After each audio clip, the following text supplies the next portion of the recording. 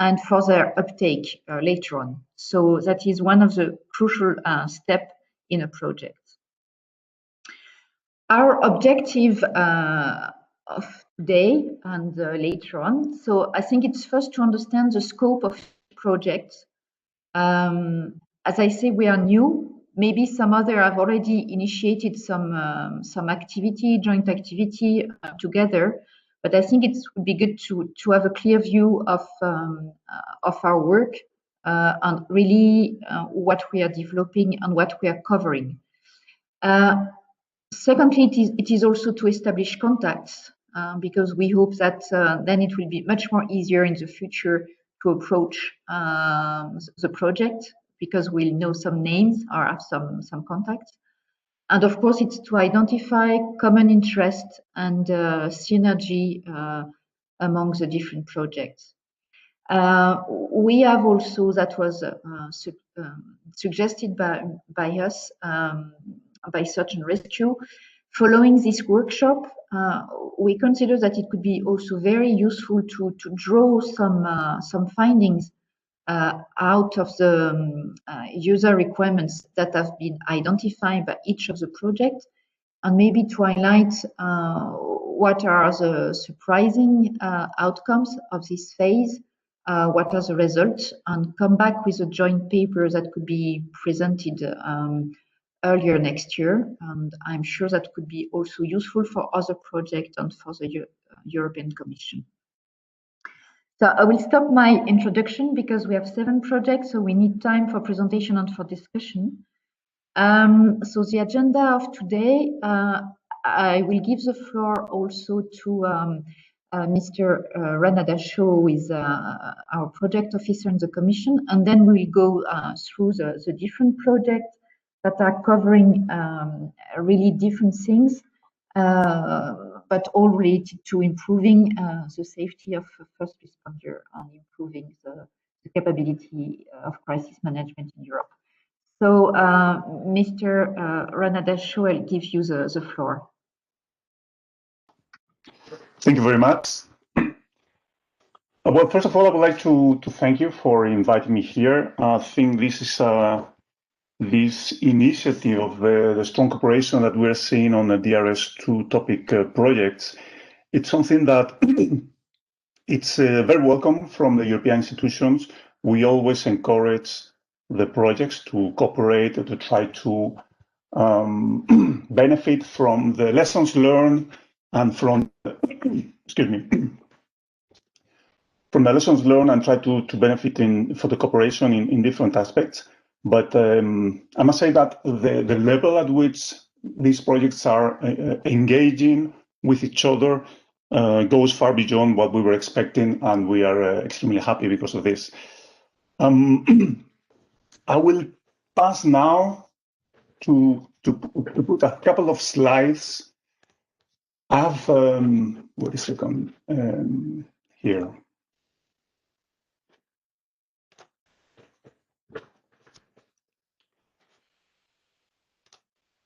So can you see this? Yes, perfect. Okay, thank you. That's perfect. I had a couple of email exchanges with Chris, discussing what could be of interest in this context. I have a few slides here, but I would like to, first of all, I would like to warn you of something. I am not from the European Commission. I am from the Research Executive Agency, soon to be called European Research Executive Agency. So we are doing the management of the grants. We are the first person you are in contact with. The European Commission, what they do is that they draft the work program. Naturally, they count on us for the drafting of the program and for different activities. But so that you know that the Commission does the policy and the agency does the project management. So I will bring some elements of policy in this presentation, but there's not a lot I can say. And if you really need to know more, you will need to get in touch with the Commission and not with us. Let's see. Okay, I'll say a few words about the EU policy context. the DRS topics in H2020. I think there's a nice recap, taking into account that we are already at the end of H2020, and there might be a few names of projects that could be interesting for all of you. Then also the issue of the white paper was brought to me by Christos, and I think that's very interesting because we've just prepared a new template that is going to be an improvement on compared with what we had before. And I can give you a couple of news on or what we know, what we can share so far of Horizon Europe. So, as many of you are very aware, the EU policy is very complex in this context. We have different DGs in charge of different policy packages in the areas of crisis and disaster management, in environment, in climate. There's also the international aspects. Here is understood with outside the European Union. There is the intergovernmental cooperation, and mixed with all this, there's defense, because very often military forces and navies are participating in the disaster efforts. From our side, we're very much in contact with DG Home and DG Eco. In the policy feedback loop, we're trying to bring the results of the projects back to our colleague DG Home, and recently also we've included DG Eco in our efforts. We think that most of the results that our project portfolio has are extremely relevant for the EU civil protection mechanisms, and we're doing a lot of efforts to bring the two of them together. There's also other policy aspects that are relevant for the new framework program Horizon Europe. The Commission has seen that there is still room for improvement and work to be done in the areas of citizen support, like preparedness, and also resilience has been a common theme in the past years. And we can only expect to see more of this in the next years in Horizon Europe, also including the support to disaster risk reduction policies, as you will see in later slides. Regarding the technological gaps, there is currently discussion at IFAFRI to define what are the most pressing needs for the practitioners, and it is the intention to establish formalize mechanisms for the Commission to receive feedback, like, for example, what I mentioned before in IFAFRI, or the community of users, which I'm sure most of you know. And this is going to be a new trend in Horizon Horizon Europe. Now, just a brief outlook. In the beginning of Horizon 2020, there were topics on crisis management, critical infrastructure, disaster resilience. They had a structure that is not the one we're seeing today. Most of the elements were there. And on that year, we funded a lot of projects. I think they're particularly interesting for you, the ones on DRS 7 2014. DRS 21 2014 is also interesting, but there's more towards the human aspects and societal and resilient aspects of disasters and preparedness. And in 2015, Anywhere, Be Aware, and I React from DRS 1 are also very interesting projects. I think most of them are already finished, but it's I think it can be interesting to get in touch with the coordinators, or at least to check the documentations they've prepared. In the following call, we have joined the crisis management and disaster resilience, also support to civil protection, but the budget is slightly smaller. But still, we have very interesting projects like Heimdall and IMPREP, which I think is also relevant for you. Cosmic USense and Terrific Armor in the area of CBRNE, just like Encircle. But Encircle is also in that it's a CSA that acts as an umbrella, bringing together different projects in the area of CBRNE. And they gives them a lot of support in areas like dissemination, communication, and exploitation. So it can be, if you're going further into cooperating between the DRS2 projects, you may want to take a look on how they organize themselves. In the following year, we already saw the structure that we've seen today between DRS1, 2, 3, 4, and with human factors and technologies for responders, the main two topics here, including open subtopic, which we received a ton of proposals. And this year, we funded the projects on the screen. I don't think I need to introduce those. The Builders and Rosilog were in the DRS1, the human factors, and the other projects in red, the DRS2. And then the following year, again, we had the same structure. And with these projects that were funded in the different subtopics of the disaster resilient societies. Again, you know many of these projects. And well, I've included all that list of projects thinking that this presentation might serve as a reference in case you want to have the names and you wish to check what those projects have been doing. I think in some cases can be quite interesting and beneficial. As I said before, another issue that Christos brought to me was the white paper. White paper, as we understand it, is generally a policy recommendation document. This is a paper written generally by the coordinator of a project that has just finished and has obtained good, interesting results. And it can give recommendations and advice from their particular perspective to the policy units in the European Commission. We are normally the interface between them and the consortia. However, in the past, this white paper was not very useful because coordinators were asked to prepare a white paper with recommendations in a very general lines, and sometimes we would receive 30, 40 pages full of technical details that our colleagues on the policy units were absolutely unable to understand and to read.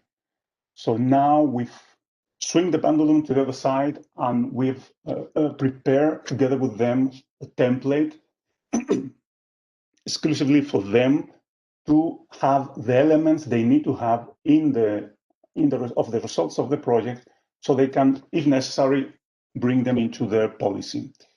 We've created a template with guidance and with a structure, so it's rather easy to follow.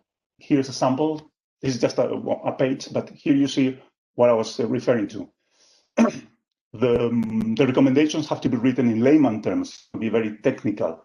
They cannot be too many, just don't be over ambitious, just focus.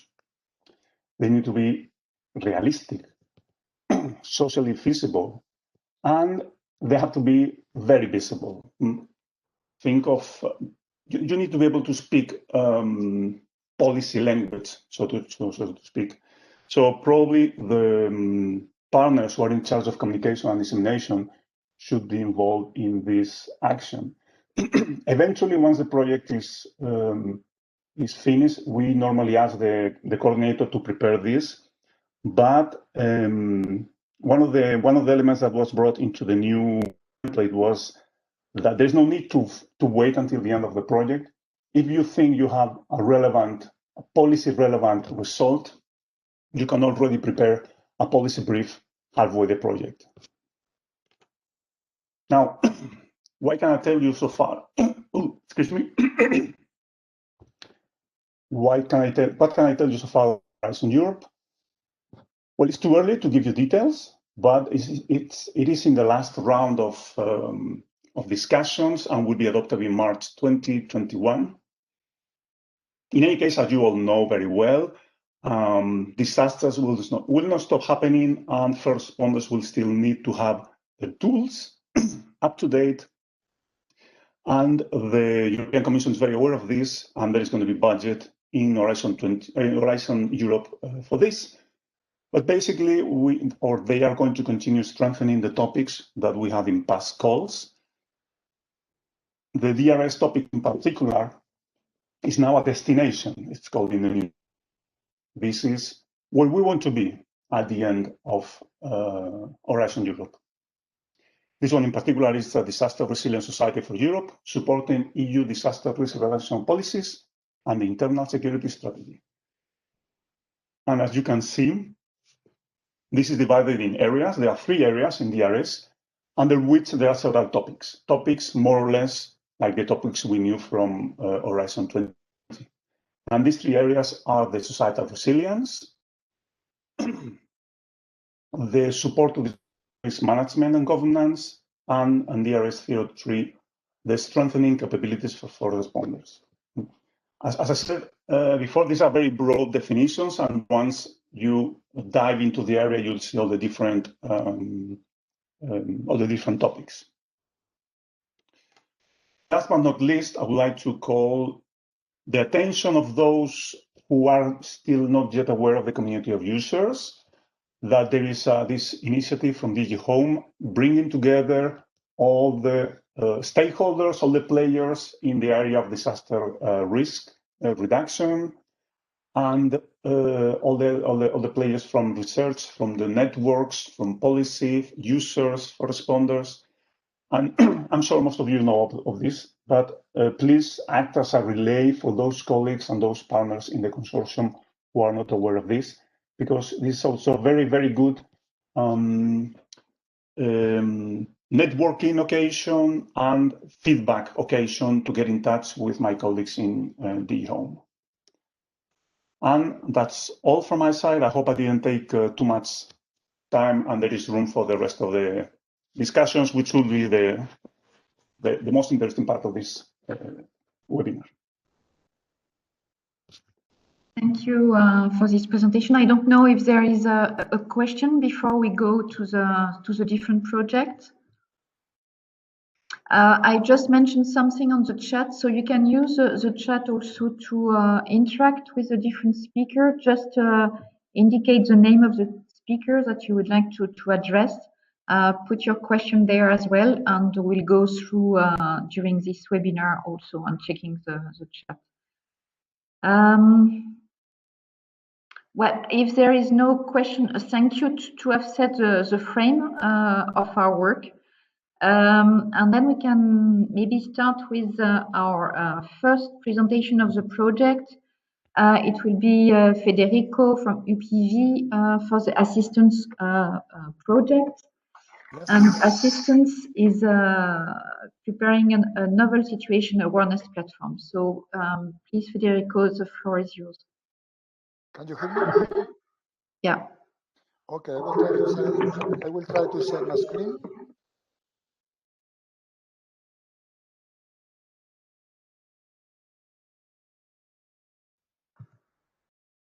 Okay.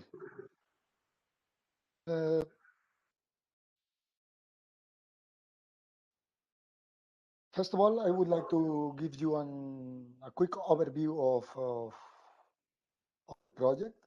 Okay. As you can see in the presentation of Antonio, this project was funded in the 2018. So this is our numbers, our budget, and Technical University of Valencia is the coordinator. So what is our main purpose, our main aim? In fact, it is twofold.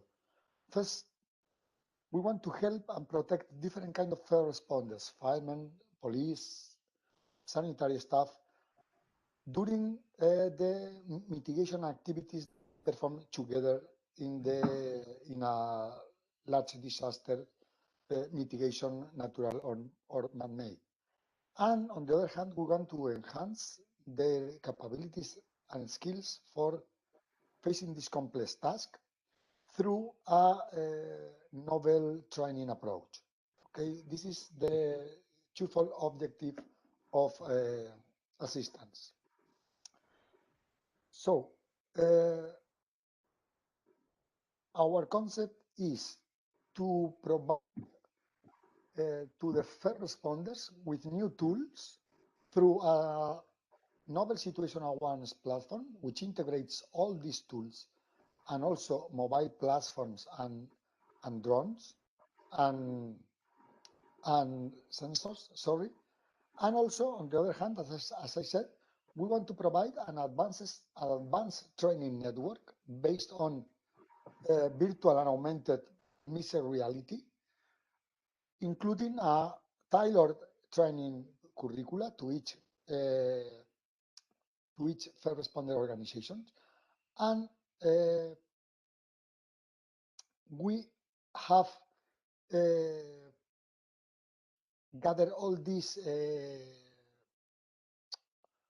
ideas from a questionnaire that we passed during the proposal preparation phase to more than 55 first responders organizations. Okay. So this is our schema. In the upper part, you have the mobile platforms, robots, drones, swarms of drones, UAVs, wearable sensors mounted on the first responders. Then all this information arrives to the sensor abstraction service, and this layer makes available all this information to the different tools that compose the overall assistance systems and what are integrated in the assistance situation awareness platform. Okay. On the other hand, in the upper part, you have the advanced training network based on virtual and mixed reality. So, sorry. Now I go for the user requirements task that we have developed in assistance.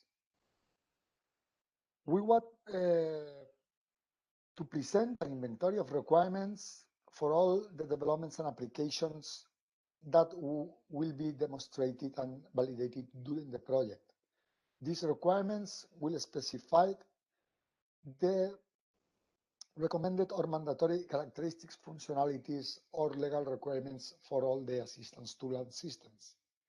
And finally, these requirements want to clarify the responsibility of all involved partners for accomplishing this requirement. That means each responsible partner for each development, know in advance what requirements they have to fulfill. Okay, so this is the methodology we followed for gathering the user requirements. During the preparation of the proposal, as I said, we send questionnaire to many end users organizations. We gather a first draft of ideas and requirements. Then when we started the project, we used the Bollere methodology, and then we provide a preliminary list of requirements, which was provided by the technical partners. Then these requirements were validated by the project coordinator and also the task leaders in order to check that all the needs that are stated in the task are covered by these requirements. And then these requirements were reviewed again by all the technical partners. Then once this list of requirements was ready, it was passed for validation to the end users. We will put all the requirements in a questionnaire in Google Forms, and we ask to the project end users and also to external end users that validate each of the requirements. With this survey, we want to know which of these list of requirements are really important for the end users. We gather, I think, more than I will check the graphs later on, but the end users validated all the requirements. Then they stated the priority of each requirement based on the score that each requirement has gathered. And then the project coordinator and also the task leaders perform the final list of validated requirements. This was the path we follow for gather the requirements in assistance. So I would like to give you some information regarding this process. We gather a total of 178 requirements. We divided all the developments that are stated in assistance project in different categories. Assistance general requirements, legal and ethical requirements, robot requirements, UAV requirements, wearable, CBRN, and so on and so on. And here you have the number of the requirements that each category gathered from the end users. At the end, we find 3 dependencies between different requirements, 2 conflicts, and 30 objections by the end users to the final list. We solve all these issues in different plenary telcos, and finally, we gather the final list of requirements. This is an example of how our requirements look like. First of all, we have an ID, a short description of the requirements, the type of the requirements, what is the reason for introducing these requirements, which is the acceptance criteria, and then the score of the requirements. We did this for all the requirements in assistance. This is an example of the questionnaire that we passed to the end users, the project end users, and also external end users, in order to know if each requirements for them are really important or not, because maybe for the technical partners, one requirement is very important, but at the end, for the end users, this requirement is not important at all. So we want to know this. We send this survey, and we achieve the overall score for each of the requirements that we present in the list. This is an example. Okay, if you click 1, this is not important for you. 2 is a little bit important. 3 important, serious, and 5 critical. So this is a screenshot of the tool we use for managing this process. We use the Bolero tool, which was provided by one of the partners of the project. In this case, was ETRA, and we fulfill all this information for each of the requirements, and in order to have all the requirements fully categorized inside the tool. Here you have some of the results of the survey. We gathered 24 questionnaires. We have in the project 6 end users.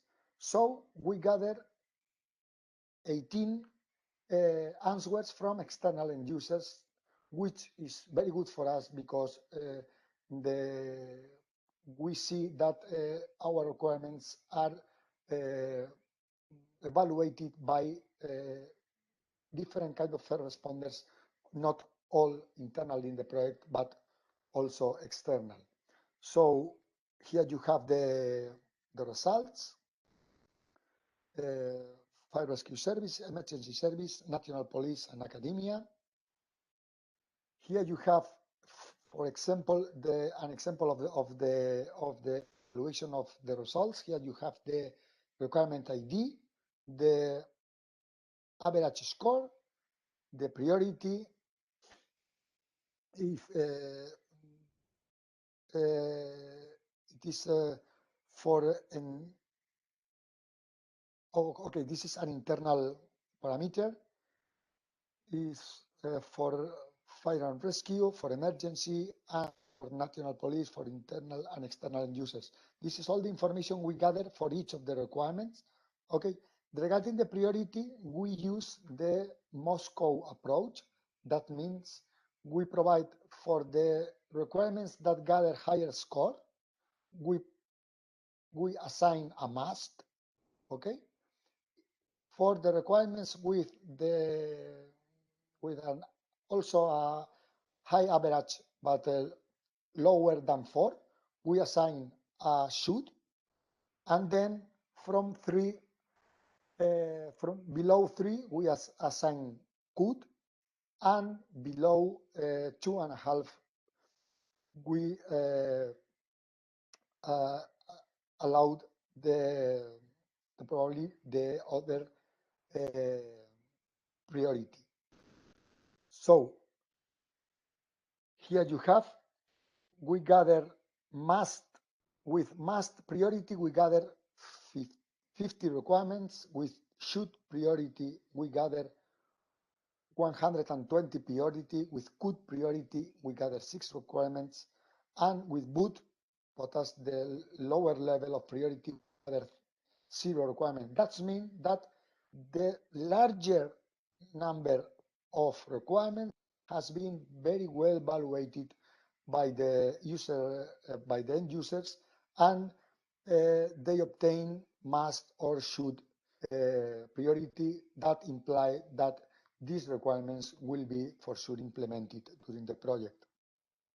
So here you have also an example of how we characterize the user requirements. And here are some numbers. The average ratio of responder is 79.2%. This was because some 2 end users didn't complete the survey. Some of them put minor requirements because we put blank spaces in the survey in order that they introduce new requirements or introduce some comments. And also some requirements were defined in a very technical way, and we reformulate them, or I think that 2 of them were removed. Okay. So the conclusions for this process is that all project partners, technical and end users, work together in a very close collaboration in order to achieve the final list of requirements, because this is the unique way that the results of a project would be really useful for and will be at the end used by the end users. So all components of assistance systems and the respective sets of requirements, which is performing task 2.2, enable the activities of design and developments, because during the developments we have to be sure that we accomplish this established list of requirements. Most of the requirements has been validated, as I said, with large priorities between must and should. That means scores from 3 to 5, which allows that the requirements are in general of high importance and relevance for the end users. Finally, the list of requirements provides insights of the importance that the different first respondents assigns to the requirements, and the lack of relevance of difference in answer provided by internal and external users imply that the requirements and posterior tool develops in a system may be more easily scaled among first responders all over Europe, since we have a big number of first responders organizations that has answered our questionnaires. So that's all from my side. So please let me know your questions now or through the chat, since unfortunately at 4:20 I will have to leave. So please let me know your comments now or from the chat, and I will try to answer. Thank you.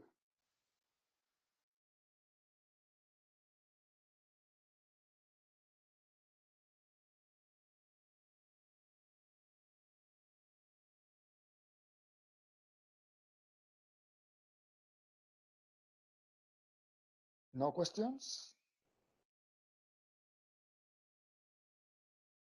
Okay. Thank you again. Thank you, Federico. I just see in the chat, it's not a question, it's more an invitation to check a knowledge base that was prepared under the BROMAP project on communication requirement. The large study across 28 countries. So that's a reference for everybody. Thank you. So I think that we could move now to cursor. Tina, the floor is yours.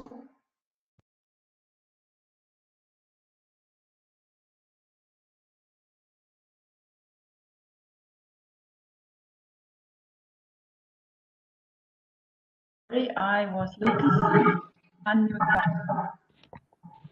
So now it should work. Yes. And hopefully you can see my presentation. Yes, perfect. Okay, then I'll start. Yes, Cursor is an acronym of quite long heading. It's coordinated use of miniaturized robotic equipment and advanced sensors for search and rescue options. So we have narrowed down the civil protection to the search and rescue field and concentrate on this deployment area in our project. And as you can see here,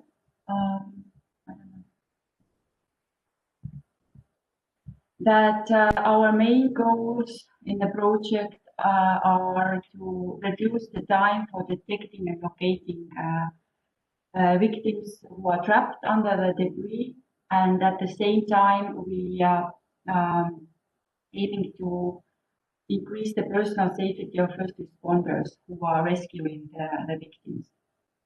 Additionally, we have a very strong focus on practitioners' involvement. And yeah, I think it's quite obvious what does it mean, but just maybe a few clarifications how we are dealing it. It's aiming to achieve the high usability of the technology developed in Cursor project. And yeah, user involvement can be sometimes seen as quite general contact with end users. But in Cursor, it's very structured, and the involvement is organized or planned to be taking place throughout the project, not just in the beginning or not just at the end of the project where we are testing the developed technology. So in all the phases, the first responders are involved, and their input is considered. To reach this aim, we are developing a Cursor search and rescue kit, which consists of different technological solutions. We have miniaturized robotic equipment, we have drones, and additionally advanced sensors. The project started last year, and it's planned to be finalizing the activities in 2022 August. It's coordinated by DHW. DHW is a German federal agency for technical relief. We are providing technical assistance in Germany and also in abroad in very different deployments, starting from high capacity pumping, search and rescue, ending with building bridges. We have additional 15 partners in the project supporting the activities, implementing the activities, and the budget is about 7.5 million. And you can check our webpage, and there are there's a lot of additional information, video clips, nice pictures. And here you can see an visualization about the partners. Most of the Europe is covered, and we are very happy to have the Woku University on board from Japan.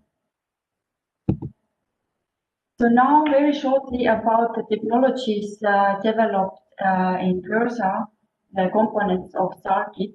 So we have the SMURF. This is a soft miniaturized underground robotic finder. Then we have altogether 8 drones. We have a drone swarm consisting of 5 drones. Then we have mothership drone, transport drone for transporting the SMURF, and GPR drone, which is used for transporting GPR and doing the measurements. But GPR drone is also used for getting videos, pictures, situational awareness from the worksite. We have Geophones as one part of the kit.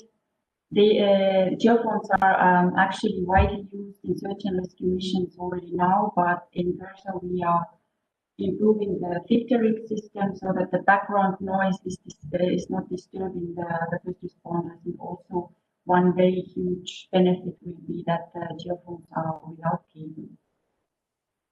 All of these technological components, of course, have to communicate with each other. They have to share the information with deployment management, with planning the operation. So we have communication and organization system for that, and also a decision support system, which visualize the whole information received through different technologies.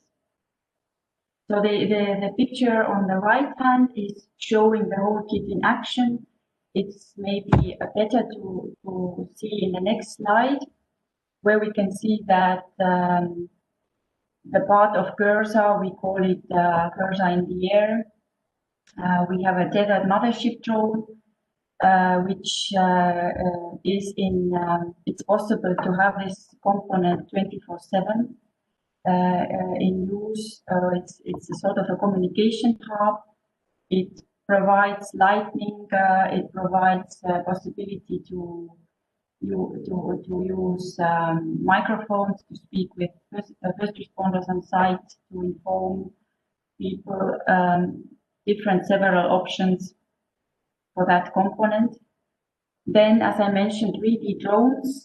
We have a swarm of 5 drones, which increase significantly the receivement of information from the worksite. We will get auto photos and 3D photos through the drone swarm. Then we have a transport drone, which has the main aim to carry the SMURFs on the worksite or the site where we would like to look for victims, search for victims. And we have a GPR drone, which is carrying the ground penetrating radar. And GPR drone, as mentioned, can be also used for receiving videos, pictures from the worksite. The radar is, again, also already used in search and rescue missions. The radar is measuring heartbeat and slight movements, and also helping us to detect victims under different meters of rubble pile. And in Cursor, we are improving the visualization of the data received through the radar.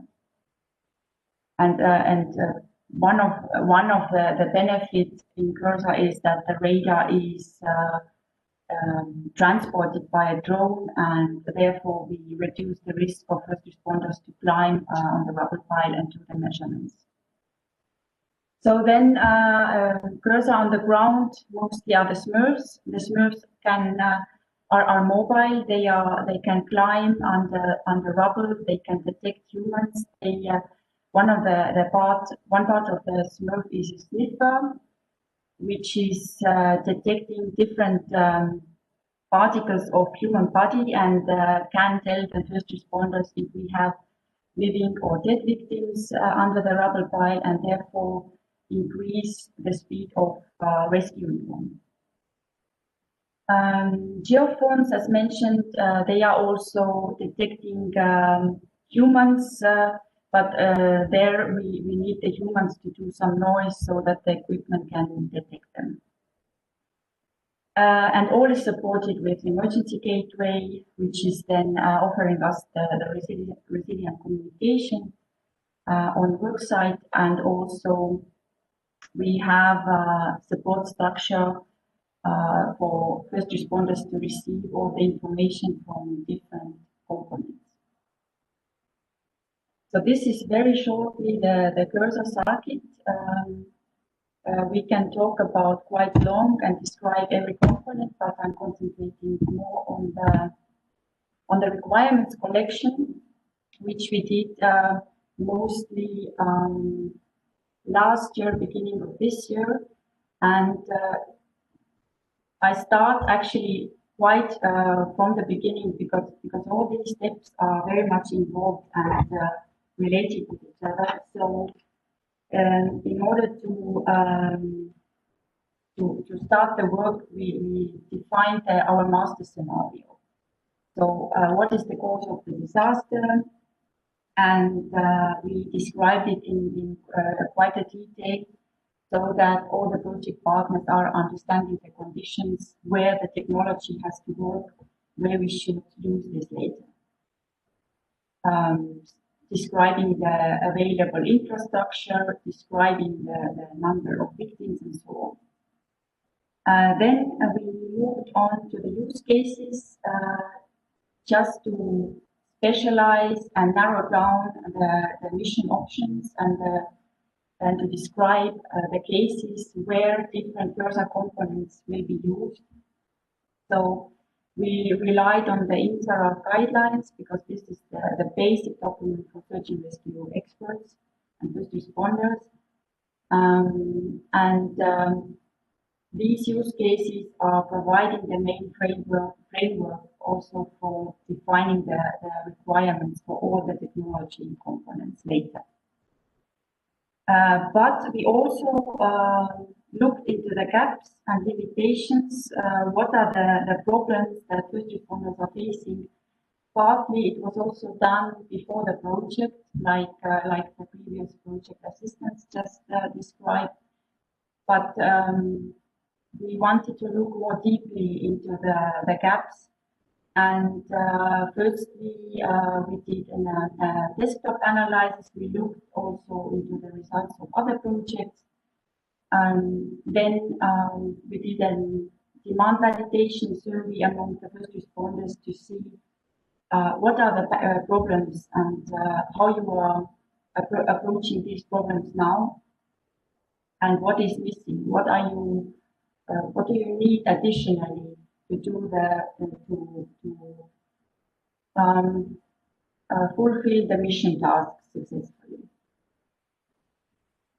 And the survey structure again went back to the scenario and use cases so that we get the relevant information back, and we can relate these gaps with our project aims. So that's why I think it's important to talk about these steps from the beginning, not just only the requirements collection. And second important part, which I would like to mention, is that though we are developing new technology, there are many guidelines, regulations, which are already existing, and we are not going to change those during the project, and we are not intending to do this. So these are guidelines which we just have to consider and follow through the project. I already mentioned the INSARAG guidelines, which are one of the basic documents where we looked at. Then there are several documents regarding EU civil protection. We plan to test our technology module exercises, so it makes sense to look how they are preparing their scenarios for exercises. Then already mentioned today, IFAFRI network has also defined the capability gaps. So we are not trying to do something which is already done. So I think this is it makes sense to use existing information. And of course, there are a lot of regulations which are already stating how to act, safety and security guidelines, norms which are there, and we just have to consider them. And very important is to agree on common and project terminology so that we are talking about the same things, using same abbreviations, and we understand the concept. So now moving towards the user requirements definition. We had a survey, we defined several gaps, and we thought that it makes sense to cluster them so that we can have a more compact approach and target the gaps better way. So we defined 4 main areas where we have the gaps. It's first on the safety. We have a problem with speed and quality of the assessment in the website. The technology for detecting victims and locating them is not sufficient at the moment. And also we have a problem with communication and data exchange. So then again, we spoke with users, with first responders, and we asked them about their expectations, how they would like to address these problems, these gaps, how they would like to minimize or even eliminate those. And we did those collections of expectations through interviews, through group interviews, one-to-one interviews, several methods we used for that. And then we converted those expectations into functional requirements. So functional requirement means that we define first what we want that the system will do. And then since we knew the main components from this cursor circuit, we already considered those technological solutions simultaneously. And later, we additionally defined non-functional requirements, which then show the quality of the certain technology. Like if we talk about drones, then functional requirement is that we want situational awareness of certain area. The non-functional requirement says how quickly, in what quality we need this information. And also the prioritization followed this step. How we did it, we had workshops with project first responders, online discussions. Partners had independent tasks. We also divided these gaps which we identified so that every organization has a certain role and a certain input, and later then collaboratively worked together with this material in SharePoint, in discussions. So it's a quite usual way of working together. And the main pressure in this work was on first responders. This work was led by DHW. Different partners had different responsibilities throughout the process, but the technical coordinator was in every step involved, and other technical partners were involved based on the specific subject. Like the partner responsible for the robot was then involved when collecting or discussing the specific requirements. So it was a lot of discussion, a lot of asking questions, exchanging information. And in a nutshell, this process looks like this. We really looked into task level, how process is implemented now, what kind of tasks first responders have to do during a deployment, what kind of equipment they have, and what they would need actually. So all this information was gathered and collected, and based on this, the requirements were defined. Obviously, the requirements are for every component separately.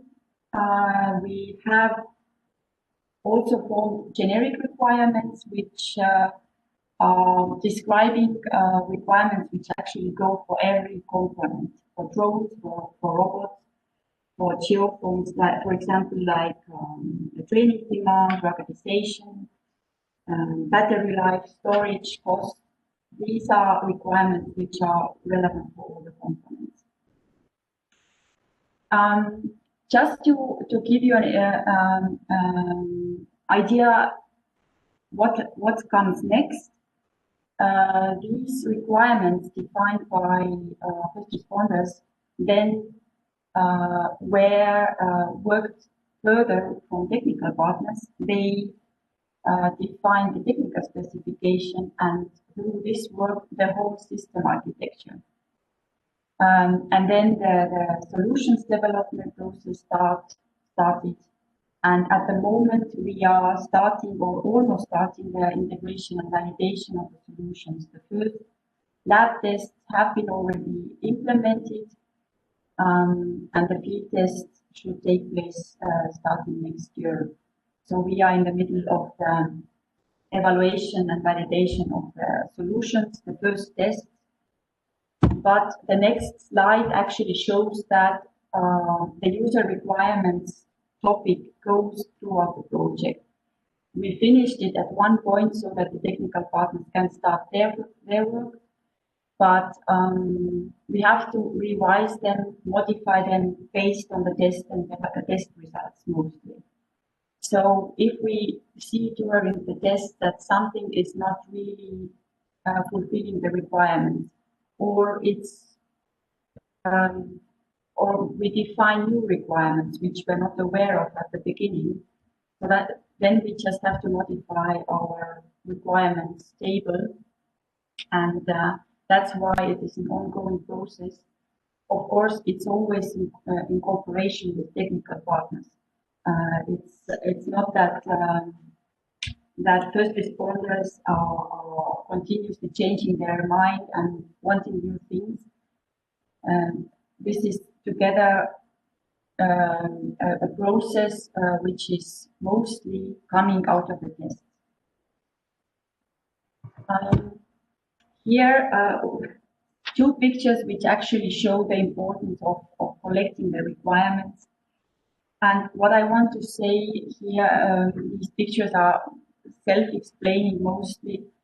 Sometimes the first responders, they are not maybe able to communicate their requirements very precisely, or not in that language that the technical partners understand. So it takes time, it needs explanations, asking questions, coming back and maybe revising some information.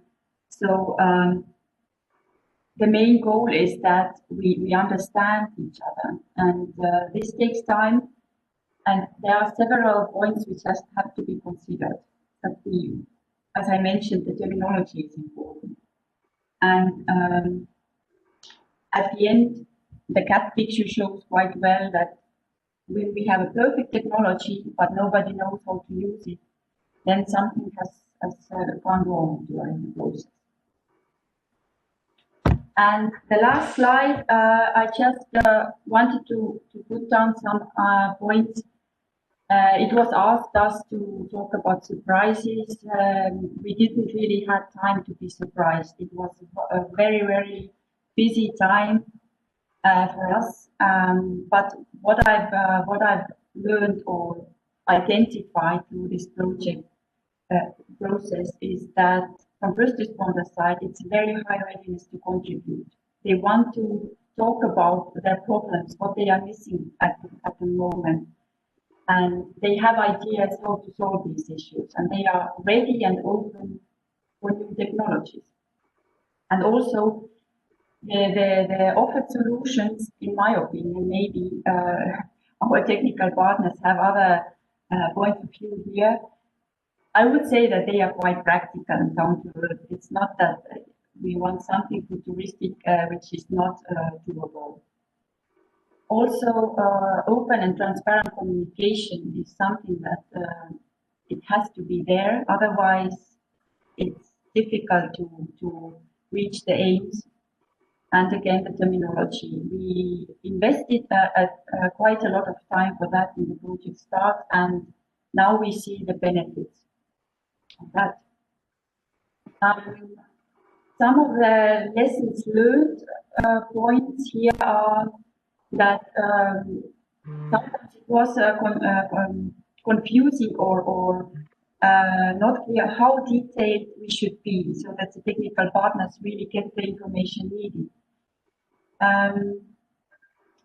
Common language, understanding the terminology and ways of working. And here I mean also understanding the daily job and daily job from researchers' side, from technical partners and first responders. So if sometimes I showed some mission pictures where there is a huge trouble pipe and several hundred people are climbing there, this is the daily life of a search and rescue first responder who is currently in the mission. So there we have to be able to use the technology. And this has to be clear for all the partners.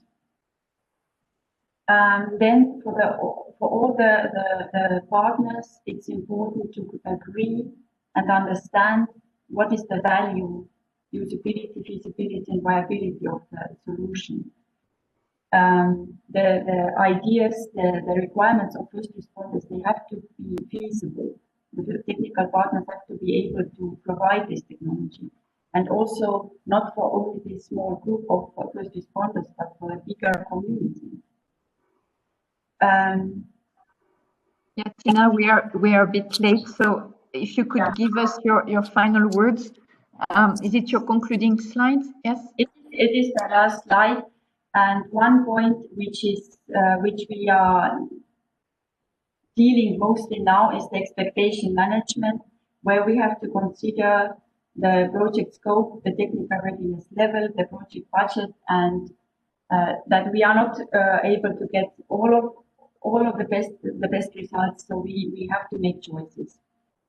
And yes, this is my last message to you. And if you have questions or comments now or also after the event, we are really happy to share our experience. Thank you.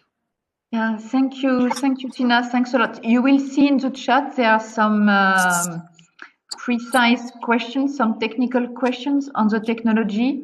So maybe I'll let you answer directly in the chat for these questions.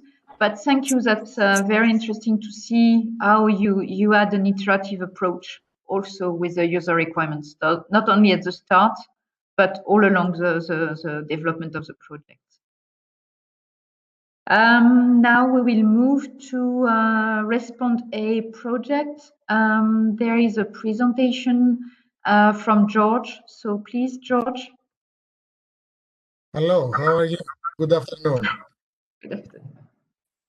I would say good afternoon from sunny Nicosia, but it is not sunny today, and it is one of the 65 days in the year that we don't have sun, because the rest of the 300 out of the 365, it is always sunny here. So what a waste. Anyway, so thank you very much for inviting us in this very important gathering. It is very nice to meet all the projects from more or less the same topic that we are examining. And thank you very much personally to you, Marie-Christine, and to PSC, Jesus Christ, every time I mixed, okay, to PE anyway, for making this happen. We're very happy to collaborate with you, and I'm very happy to see that there are over 100 people already in online. I'm very happy to see, to have witnessed the presentations of the colleagues before. As you know, Response Day started only 5-6 months ago, so unfortunately we don't have so many advances yet to show, but I'm gonna refer mostly to what we plan and what we planned for this project and what we plan for it to happen. Things are happening, things are going well despite the global pandemic. I'm very proud of my colleagues from all the partners that are really going out of their way to serve this project in the best possible way. So I'm here on behalf of European University Cyprus that we coordinate this action. My colleague Christos Argyropoulos is here. Our colleague Leo Varianou Mikelidou is teaching at the moment, but she will be joining us later on. And I'm George Boustras. And together, I think we make a very happy team with my colleagues. So let me just move to the next slide, if I might. Yeah, I did. Okay. This is the classic slide where you say what you're going to say in the presentation. I'm not going to do this. I'm just going to go to the next one. And I'm going to tell you why we put together this proposal less than a year ago. No, actually a year ago. Yeah, well, I don't remember anyway, like a few months ago. And the motivation behind that was to create a winning consortium, and thankfully it was a winning consortium, where we were going to include partners from many different countries, and we were going to come up with solutions for first responders that were going to utilize a number of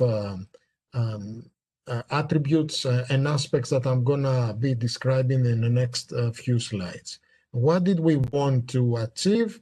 Firstly, we wanted to have a way to assess early possible risks, to assess the safety of the environment and of the responder as well. Coming from a typical safety community, I have to say that once you do your risk assessment, the first thing that you have to do is to come up with a risk mitigation plan and to come up with a clear common operational picture. So in other words, to use advanced technologies in order to see all the theater of operation. And at the same time, from a mathematical perspective and with the use of all the previous ones, to optimize the management of operations and to try to come up with solutions for the disasters that are becoming more and more complex. What do I mean that are becoming more and more complex? Let me give you a very quick example. When we wrote the proposal before it became a project, we had in mind individual risks.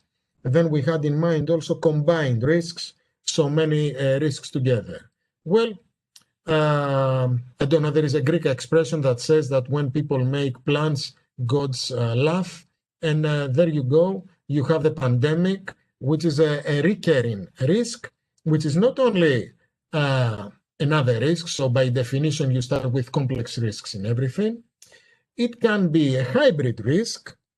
And in addition to that, it could end up being a systemic risk. So there you go. Things are changing rapidly. So what are the objectives of this project? First of all, as I said, to identify the situational awareness. So it is very important to know exactly where each of the first responders is at any given moment. At the same time, as I said, it is very important to use, to provide first responder new tools with continuous connectivity, hence the use of advanced networks. How do we achieve this? We're going to utilize, in addition to the technologies that I have described, we're going to utilize fleets of UAVs that are going to be providing video. They're going to be providing a picture of what is happening in the operational environment, as well as an IoT solution with sensor data from the first responders, as well as the environment around them. It is very important to remember, and I think we achieved this in the proposal. Why did we achieve this? Because we involved first responders from the beginning in the formation of the proposal. to remember that all these new tools are amazing, and we have so many different tools that especially the European Commission, the European Union, and the European taxpayer has been so kind to fund, but many of them we fail to utilize them or to integrate them, or utilize and integrate them because we don't have the training element there. And we wanted to have a strong training element.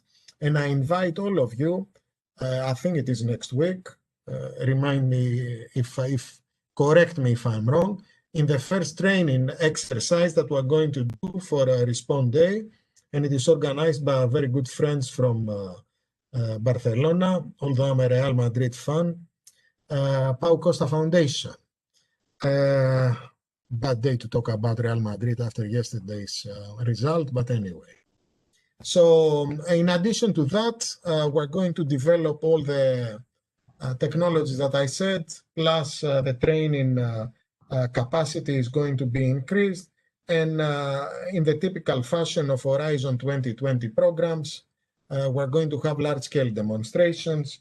Well, this is going to be a pickle considering the current situation with COVID-19, but I think we're now in the planning process where we're going to come up with solutions. I don't want to comment on that. We have a plan A, we have a plan B, a viable plan B. We see that there is now vaccination, a concrete vaccination plan on behalf of the European Union. The President of the European Union has announced that. So we hope that we will be able to do everything according to plan A. So what was written in the proposal. If it doesn't work, then we're going to go to plan B and things are still going to work. We wanted to have obviously interaction, and we have interaction between first responders and research centers. We have a strong element of small and medium enterprises as well in the consortium, which is a great thing. And I think today we achieve number 8, which is exploiting synergies with other EU projects. And I'm here not typically just to present and then go. Obviously, at some point I will have to go. But I'm here to extend an invitation to the members, the consortium members, as well as the coordinators of the other proposals, to come not only to try to link our projects like today, but to try to capitalize on technologies that we develop in our projects. And I think this is going to be a very important element for the projects to come in, hopefully in Horizon Europe. And obviously, inshallah, as they say, hopefully we're going to have a commercial rollout of Respond Day. I think it is still early days for this thing, 6 months into the project, but we hope that we're going to have this, and the inclusion of so many SMEs in the consortium, I think it is a positive step towards this one. The methodology, I'm not going to talk about this because, to be honest, it is too technical. I am an engineer, but I think there is a limit to boredom that I can bring to you in an afternoon. So I'm going to bypass that. If anyone wants to have extra information about the methodology of the project, we are very much willing to explain to them how we are trying to do things and how we are trying to overcome the problems that coronavirus brings on.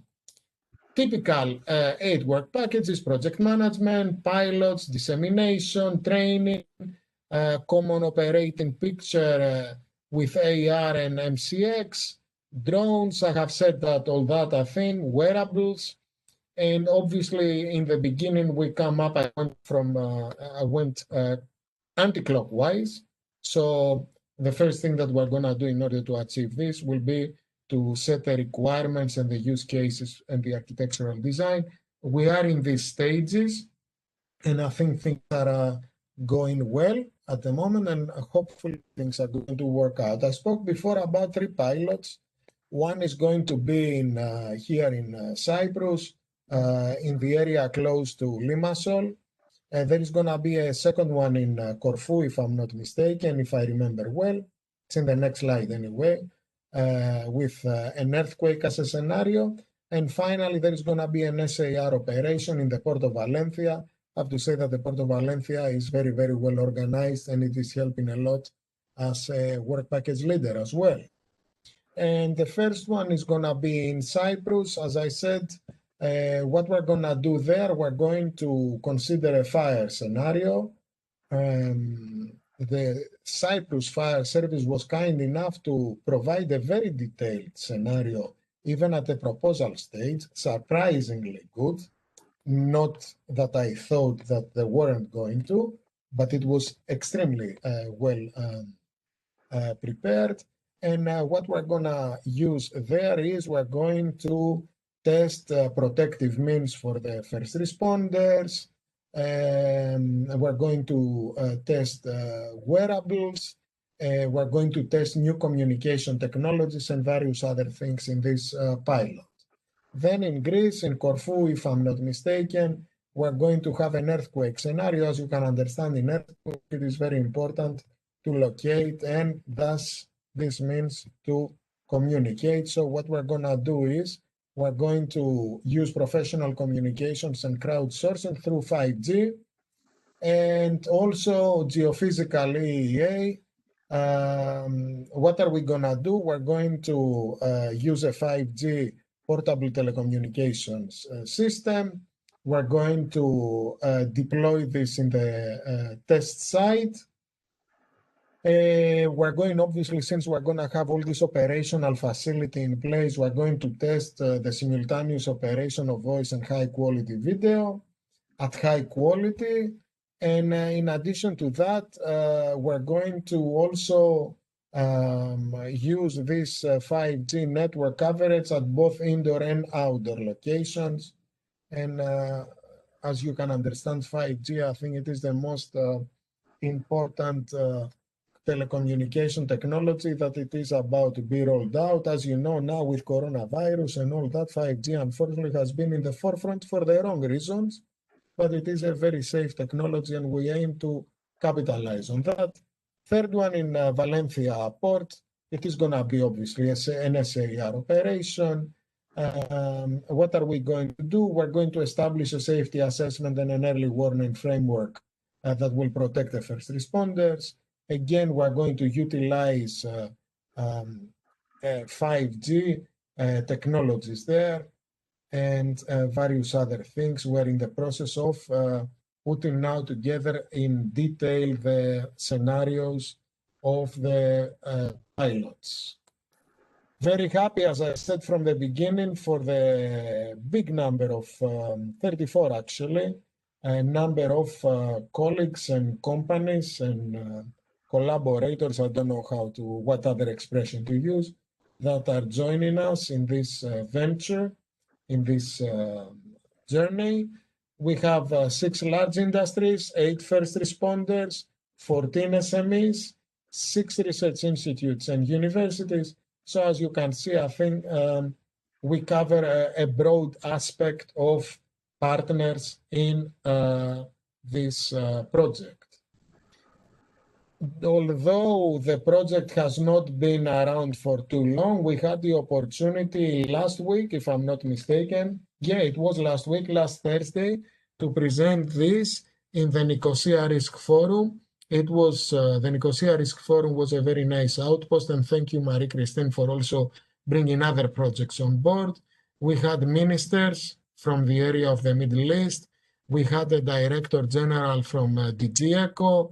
We had embassies, we had deputy ministers of civil protection, and something that I'm very proud of this year, that we had the heads of civil protection from all the countries in the region of Middle East.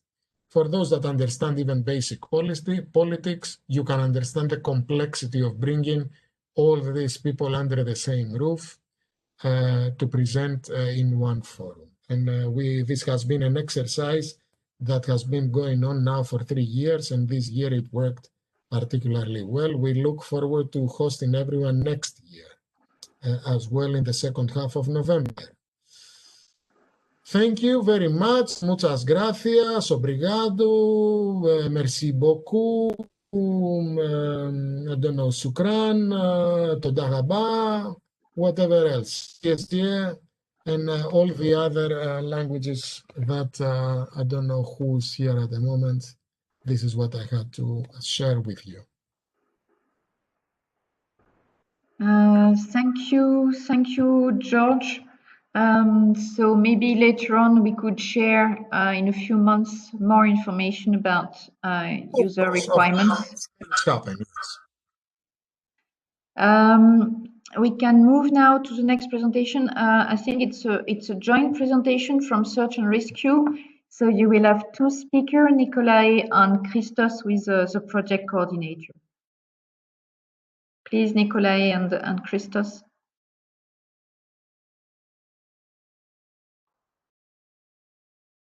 Hello, I'm here. Hello, can you hear me? Okay. Good afternoon. There is a laptop. Yeah. My presentation will be split in two parts. First, I would like to introduce myself. I am Nicolae from Romanian cluster Proeco CBRN, and it's my pleasure to present to you our project Search&Rescue, acronym Search&Rescue, emerging technology for early location of untrapped victims under collapse structure and advanced wearable for risk assessment and first responder safety in search and rescue operation. Our project is under topic technology for first responders. We have a budget around 7,900,000 euros and is developed under funding scheme Research and Innovation Action. Our project started in July 2020 and will be finished in 30th of June 2023.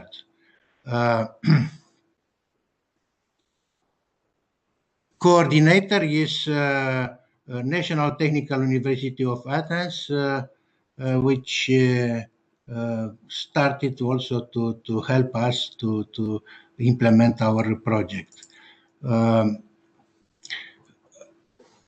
In Search and Rescue, we have 28 partners. They are split in almost all Europe, starting from Greece, Estonia, Romania, Italy, Ireland, Spain, Cyprus, Belgium, Germany, Austria, and Poland. And we have from out of 28 partners, we have 9 first responders, which are from Greece, Germany, Austria, Italy, France, Romania, and Spain. They are specialized in technology and software integrators, sensor system, robotics, drones, wearable equipment, artificial intelligence, communication system, transportation, training, coordination, project management, and dissemination. What is role of these partners? They are split in two parts. That means a provider and manufacturer of equipment and technology, and second, end user are split in validation and integration, evaluation and validation and demonstration of such equipment. Why do we have to do this one? Because of not natural and human origin catastrophic events generate significant loss of lives and material damage. Because of earthquakes, which usually result in catastrophic and structural collapses, which many people entrapped or killed. Because of accidental explosion or a terrorist attack, for example, this attack in September 11th in the United States, or in public area or critical infrastructure like airports. Also, we have to face technological disasters like industrial chemical release of fire or terrorist attack.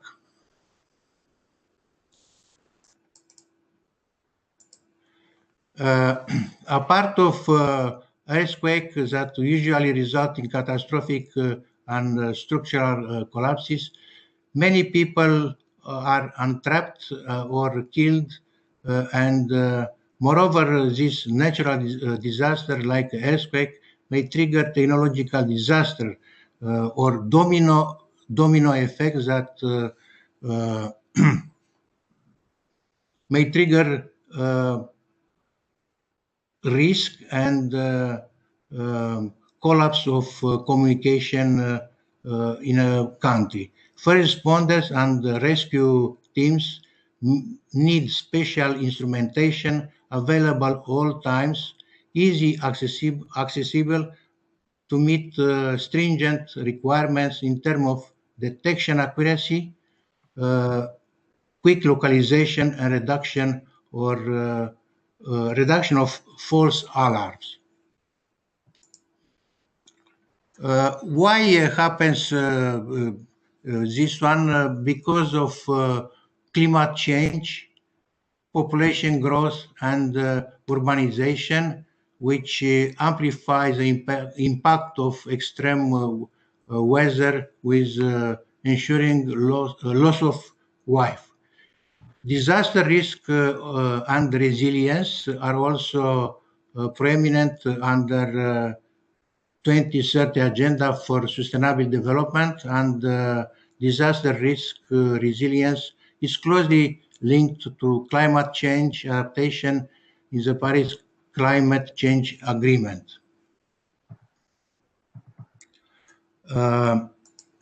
Our project is split almost in two parts. First part, starting from working package number 1 to working package number 7, and second part,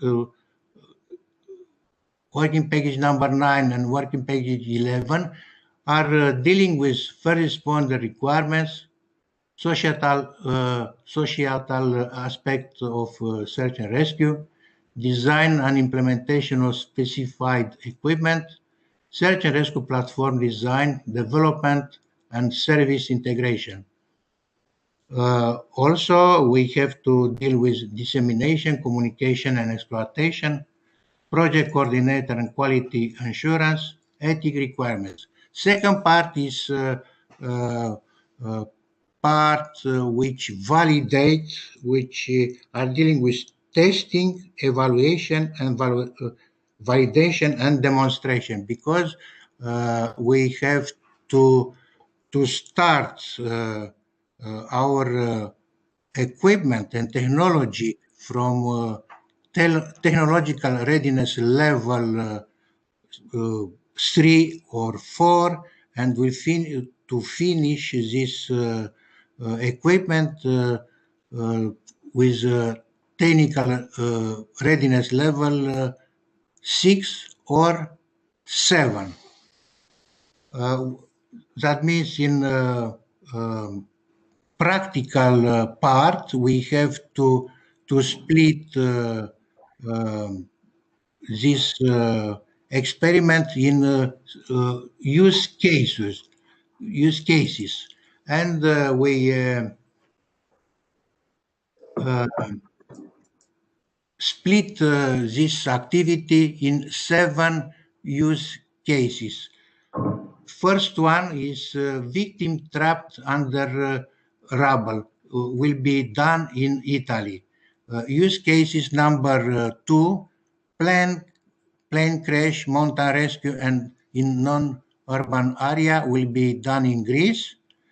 Use case number 3, earthquake, heavy storm in railway route or railway station will be done in Germany and Austria. Use case number 4, forest fire expanded and threat to industrial zone will be done in Greece. Use case number 5, the same, victim trapped under rubble, will be done in France, and use case number 6 will be terrorist attack in passenger area will be done in Romania, and the last one, use case number 7, chemical substance spill in Greece, in Spain, sorry. I'll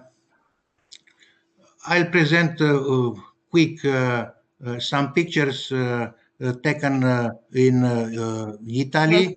Yes, Alexandru, please, because we are running a bit out of the time for each project. So if we could get to the user requirement processes, methodology, and how we do that. Okay, thank you. I give a floor to my colleague Christos from N2A, and thank you for your attention.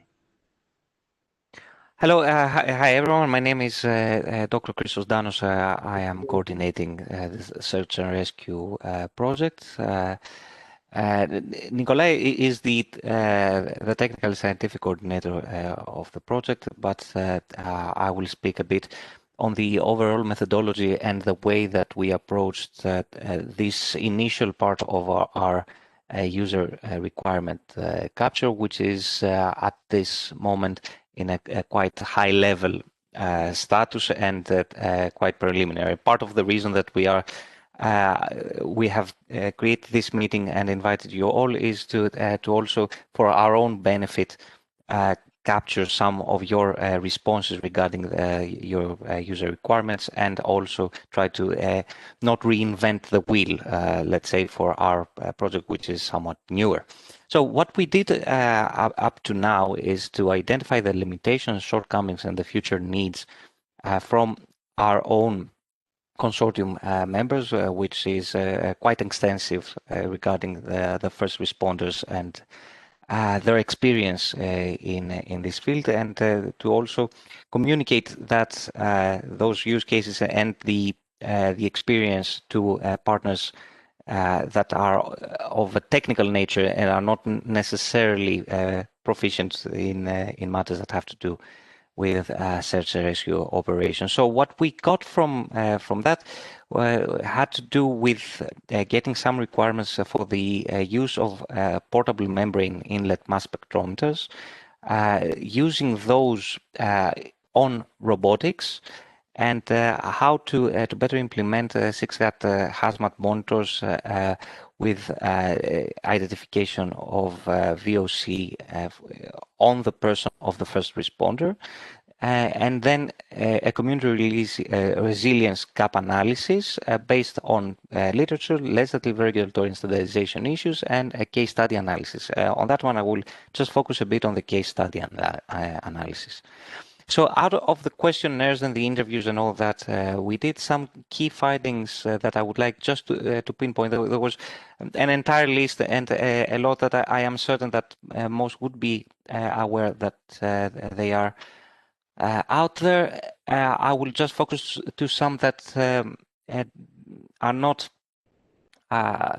really apparent from the first year, and I believe that they are of interest. Is that the idea of having a portable means is something which was found to be considered indispensable in the search of people trapped under rubble, which is not necessarily something which would make sense to people that are working, have the idea of how working with canines is.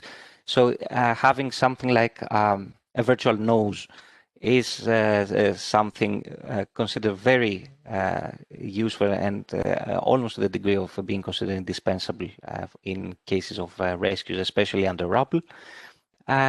Using that on robotics, either that refers to drones or robots, is something which could ease the fatigue that leads to injury for the first responders as well as the canine units.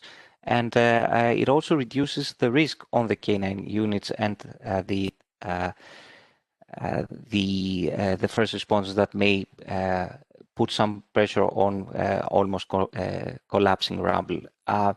For the 6-gas hazmat monitor, there are two things that would make sense. They need to be hands-free. It doesn't make a lot of sense to have them in the first responder's hand, which creates a very simple need of having a pocket to put it in, and it also makes a lot of sense to have it connected to a situational awareness system and to integrated platforms, and not only for an idea of the situational of the situation of the victim that may be in danger if there are dangerous chemicals in the area, but also as a means to monitor the status of the rescuer, who may not be, let's say, paying a lot of attention to the reading. So to also protect the rescuers and also protect the victims and the canine units, it makes a lot of sense to apply some interconnectiveness of the 6-gas hazmat monitors with integrated platforms. Moreover, on the analysis that was done on the community resilience case study, we found some indicators that were, let's say, a bit more prevalent than others. I have brought here a few of those that at least I thought were of particular interest.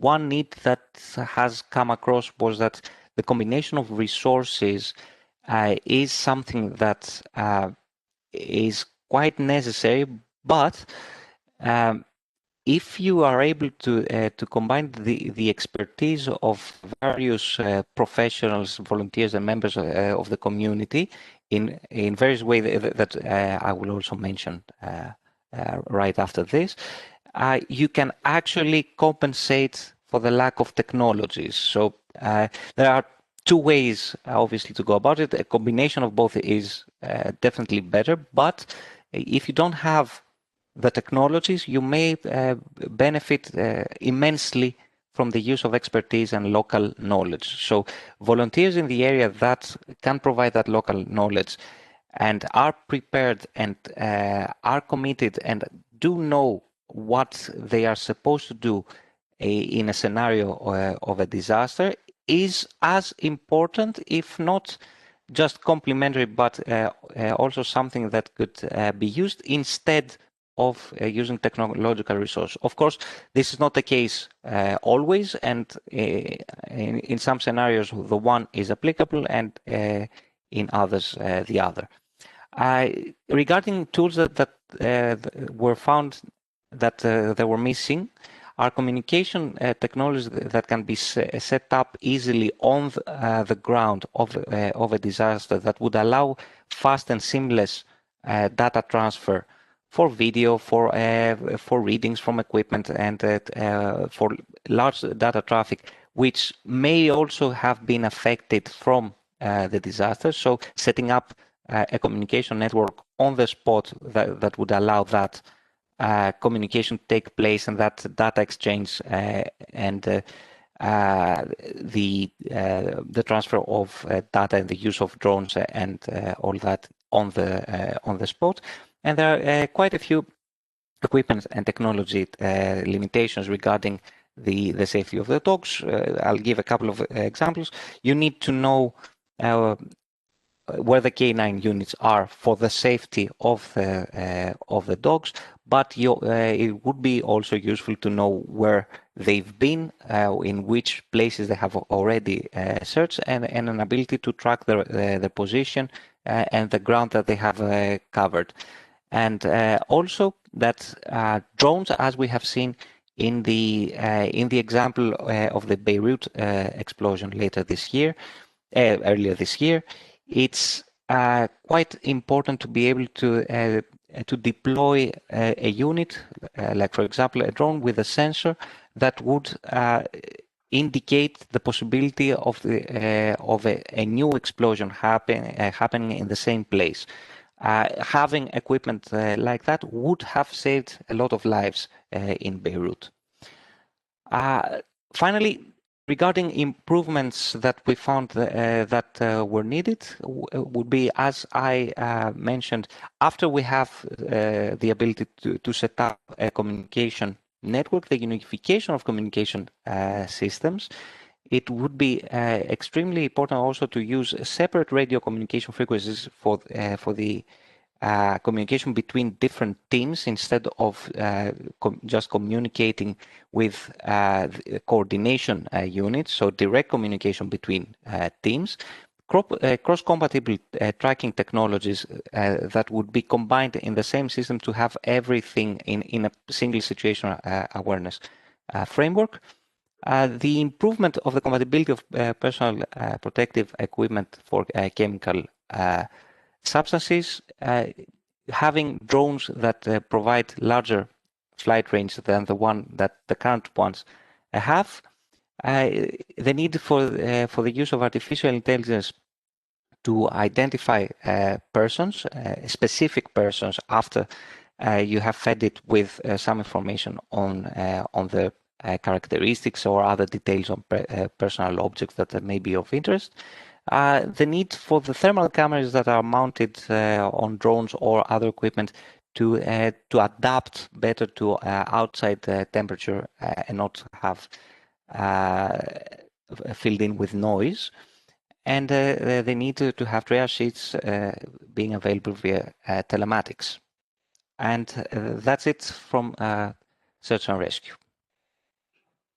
Thanks a lot, Nikolai and Christos, for this presentation. So it's also a new project, so it's normal that it is preliminary findings and conclusions. Now we can move to the next speaker. It's another project that is dealing massively about drones. So Max, the floor is yours for Respond Drone. Yes, thank you very much. Can you guys hear me well? Yes. Okay, perfect. Yeah, thank you for inviting us to present here in this very nice webinar. So Respond Drone, yeah, what the title already says, that we are developing a multi-UAS platform to accelerate situation assessment and first response missions. And wait, there we go.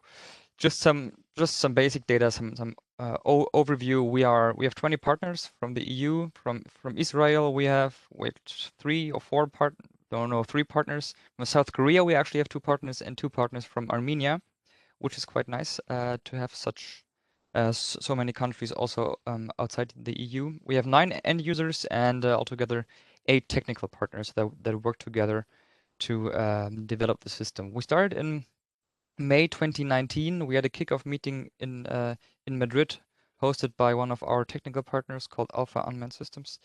And we're a 3-year project, so we will end in April 2022, and we will have a concluding conference then in Brussels.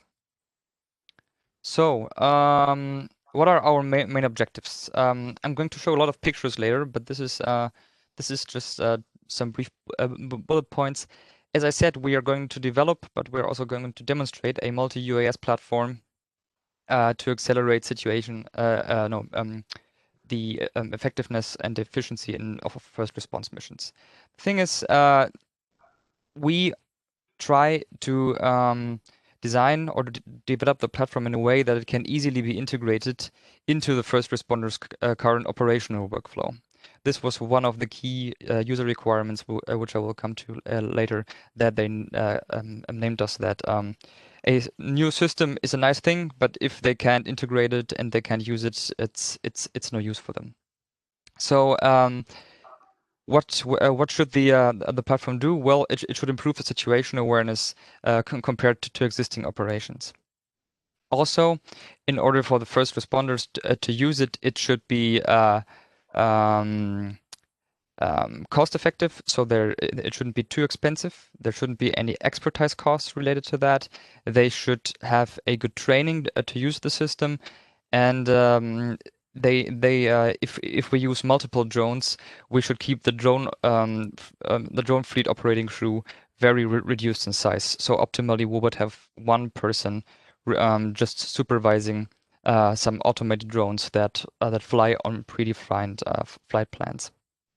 And in order to train for the platform, we're also developing training programs specifically targeted for first responder agencies. So what are we envisioning? This is from the proposal. So as you can see, we have, wait, where's my mouse? Here. So you can see here, this is Corsica, where our demonstration will take place in fall this year, next year. And you can see there are some bushfires here, and there are drones flying over the disaster area gathering information. In our case, the payloads for gathering information are mainly video-based, so we have EO or IR cameras, and the data is streamed directly into our Respondrone cloud, where all relevant actors or stakeholders have access to. So this is basically the whole concept. To distribute all relevant information in real time to all stakeholders that need that information. So these will be the first responders in the field, but also some on-site command center or even bigger some national centers. All of this, the flights should be within the flight regulations, which is not doable at the moment. So we actually have a working package specifically dedicated to that, to analyze the regulations and also do some specific recommendations how we can ease the life for first responders when using this system. Also, these flight regulations or these this concept of operating the drones is maybe a better term, should be compatible with concepts like U-Space or UTM, so a traffic management concepts for drones. So this is basically, in a nutshell, what we are doing, and I will show you also our current status, where we are in the development later in the presentation.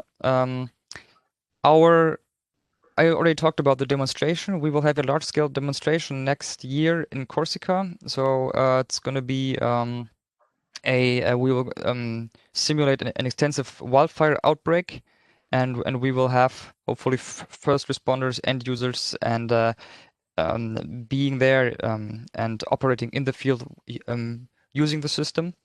So we really want to show the merit of the Respondrone platform in this full-scale demonstration, and integrate this into a first responder exercise. The date, yeah, it still says October, November, but it has been set now. We had on the General Assembly meeting last year, so it's set for September. But now that you have gotten an overview of what we're doing, going to the methods, how we gathered the end user requirements, and how we actually got to this solution that we're trying to develop. As I said, that one was already in the proposal, but it was a very high level description. So what we did to narrow down the requirements were twofold. So we had a specific work package dedicated to that, called this Studies of Disaster Response Operations, where our partner in Armenia, the American University of Armenia, conducted extensive literature research, case studies. They conducted interviews with the end users and surveys. And this was their approach. So these were the tasks. Then they had some interim deliverables, which include a stakeholder map, technological solutions, and first response operational concepts. And those all went into these two deliverables, where we had a big report on field studies and a set of scenarios and simulation data. So from this, we already got a lot of information, which I'm going to present later. Also, what we are doing and which is ongoing, it's our WP9, which is called Integrating Respondrone into the First Responders Processes and Operations. Within this work package, we have an end user panel, and this end user panel is always activated when we need feedback from the end users. So this is really an ongoing exchange throughout the project in the whole development phase. So, for example, we just had a first evaluation of our graphical user interface, and we are targeting an iterative approach here. So every time we reached a certain milestone or we improved something significantly, we will go back to the end users, present this to them, and then do an evaluation again and see where we can adapt accordingly. We also did a design thinking workshop with the end users. And this is what I would like to go into a little in the next slides, because there are very many pictures and it makes it very lively, I think. So why did we do the design thinking workshop? Well, as I said, we had these reports from the WP15, and there was a very thorough analysis of the end user needs. There were the reports, there were the gaps in the needs, but still, there were still a lot of assumptions regarding the system's functionality. And when we sat together with the technical partners and we noticed that there are just so many gaps that we would be just guessing. So what we thought, okay, we really need to do something to align the functionality with the needs of the end users, and we thought, well, maybe we could ask them to show us what they need. And so we came up with a workshop using design thinking methods, and the idea was that the end users themselves would create potential mockups, very simple mockups of the Respondrone system that would then, of course, take specifically into account the ideas and the needs of the end users. And I don't know if you are familiar with the design thinking framework. I can't unfortunately go into more detail than this because of the time constraints, but you have 6 phases, and in the end there is a prototype and test phase, and what's meant with prototype here is really very simplistic prototype. So we use Lego bricks, and it can also be just a drawing or a role play or something. But the main point here is that you go through each of these phases and really come up with some very innovative solutions. And I think it worked out pretty well for us. And it really also fostered the discussion between the technical partners and the end users, because they were discussing for 2 whole days their viewpoints, and I think it really fostered the understanding of the other's viewpoint. There are some impressions from the workshop. This was held in Thessaloniki from our end user partner there. Yeah, I'm just going forward. We had this nice clock. I can recommend this. This is very nice for meetings. Big walls with many post-its, and here we have a prototype with Lego bricks and huge discussions here. In the beginning of the workshop, we thought that we would like to design the system from the perspective of different roles. So what we did a brainstorming with all the participants, which, by the way, I didn't mention this, were from the end users and from the technical partners. So we had representatives, one or two from each partner. So we had them all together in one room discussing. And we had three, as I said, three roles. We identified the public, which was kind of something that we hadn't thought before. That, of course, if we design a system for the first responders or more specifically to be useful in a disaster situation, maybe we should also include the victims in here. So we actually had one group that designed a prototype from the view of the victims of a disaster. The second group focused on what we called interagency command center or on-site command center, and the third group focused on the first response units in the field. And I'm just going to go through these prototypes very quickly because I think they picture it very well what the needs were. So the first group for the public, for example, they took a flooding example and they came up with this inflatable floating modular capsule that can just be dropped from a drone and that can be tracked. And so we would know where people are and we would get them into safety quickly.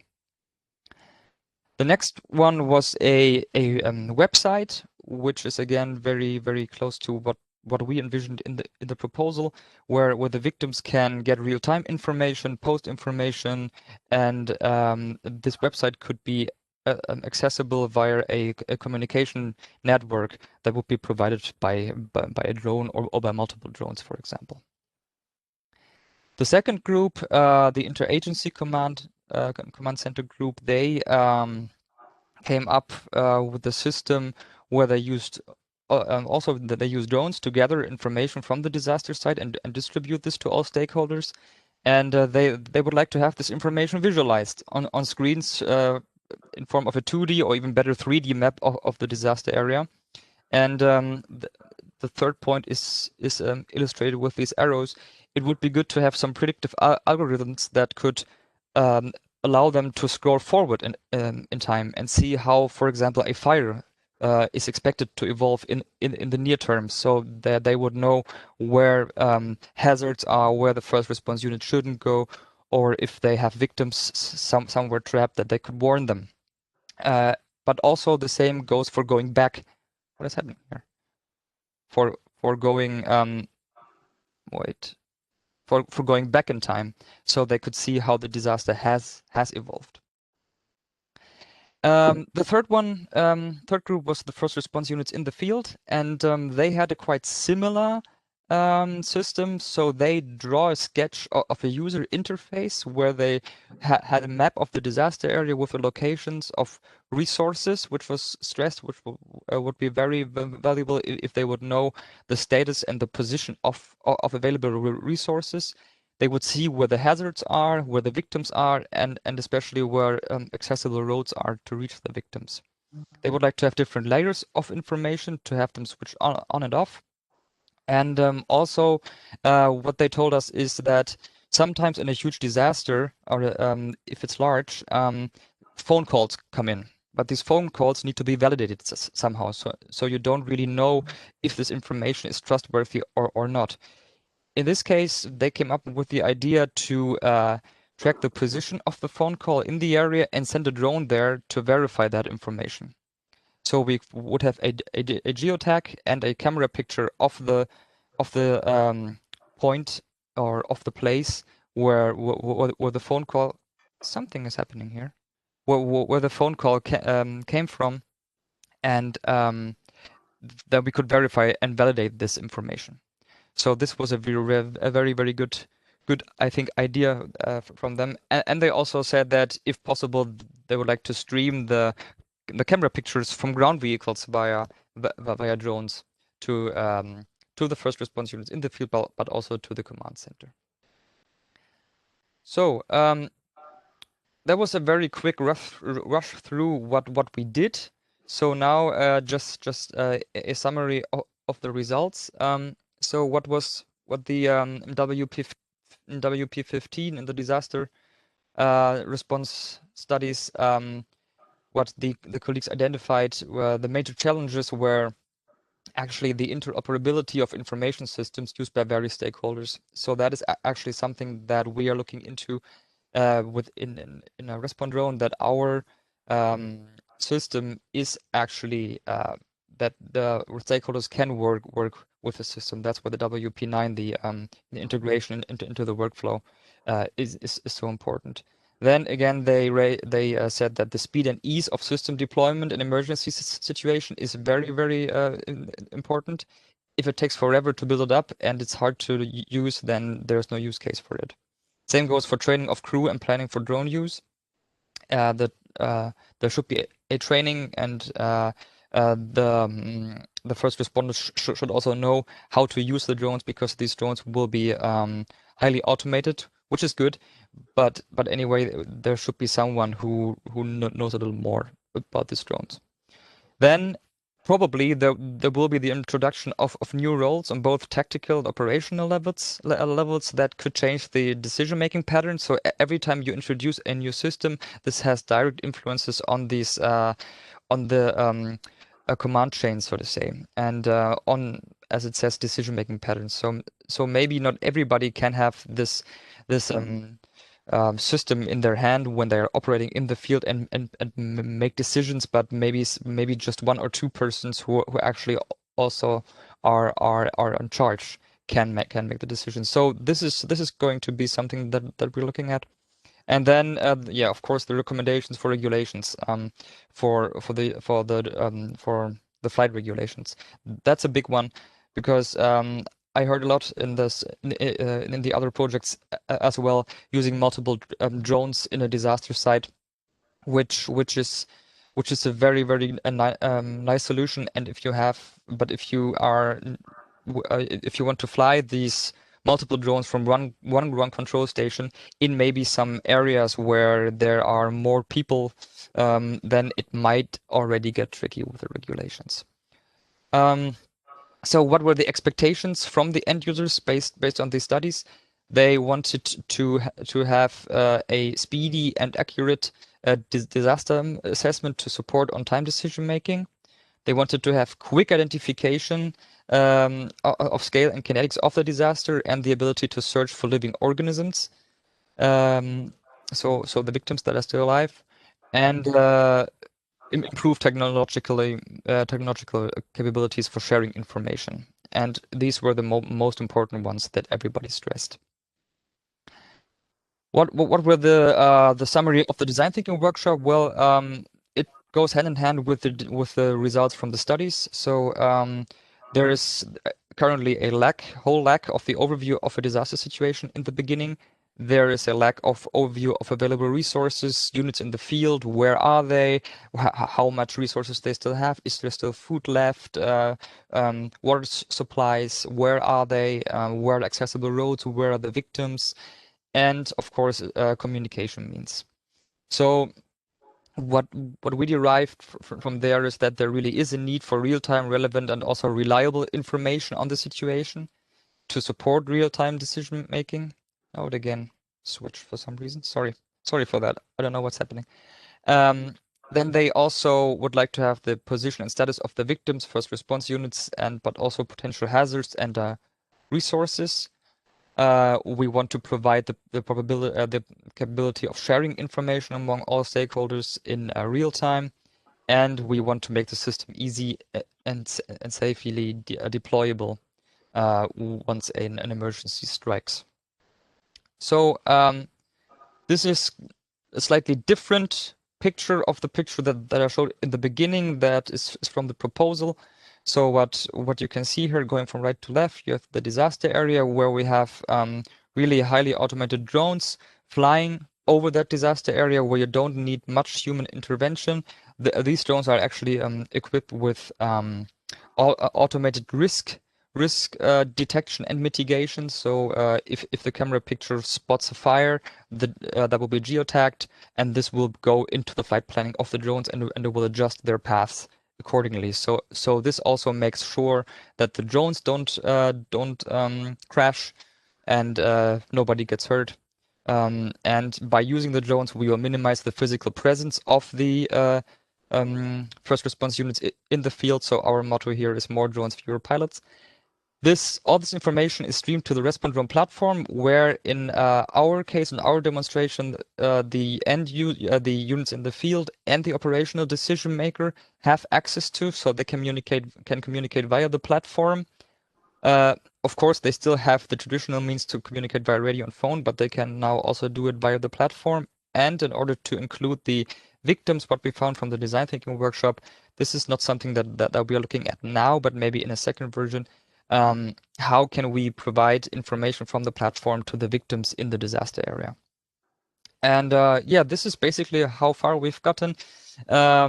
I can't show you all the architectures that we've developed and the systems, but this is the graphical user interface that we just evaluated for the first time, where we actually also got quite good feedback on the usability and the ease of use. So on the left side, you see the interagency command center, where you can coordinate drones and the ground units send tasks and so forth to a mobile interface, which you can see here, 2 versions of it. So here you have the mobile interface with My Tasks button, where you can look what tasks you have, file new reports, but you also have access to the live camera feed from the drone. And you can see here we have a layer, we have algorithms analyzing the video footage, and then already categorizing this is fire and there are victims here, here, and here. And so the first responders really get a very good overview. And the same can be done here. So you can actually have a picture-in-picture, and then you would have a live feed. And this would then help, of course, the first responders with the situation assessment.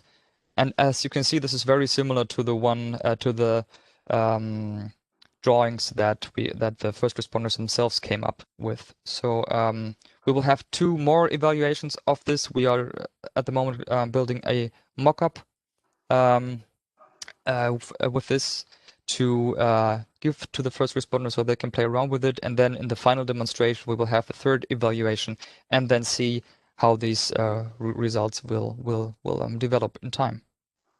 Yeah. Thank you very much. I hope I was within the time slot. Yeah, but thank you, Max, because it was a very lively presentation also. And thanks for bringing new ideas with your creative or co-creative approach for the design phase. I think it's really interesting. You will see in the chat there is a question for you. So it's a specific question how you can combine the use of the phone with some special gears on equipment. Okay, should I answer now or later in the chat? Yeah, you can answer. I mean, you can answer. I mean, we still have 2 presentations to go, yeah. So maybe it's better to answer in the chat. Yeah. Okay. Yeah. Okay. Anyway, we will circulate the chat to all afterwards, so everyone will see your answer. Okay, perfect. Yeah. Thank you very much. You're welcome. So now we'll move to Eleftherios from the Ingenious project. So please, if you could do your presentation. Yeah, sure. Thank you very much, Marie-Christine, and thank you very much for the invitation. And happy to be with all of you today to present Ingenious and to present the findings that we have regarding the user requirements. Something really weird is happening in my PC.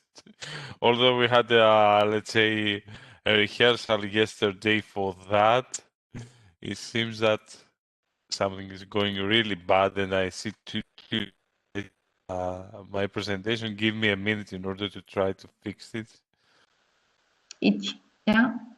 Okay. Okay, so now I'm sharing a screen. All right, let me do it again because something went really wrong. So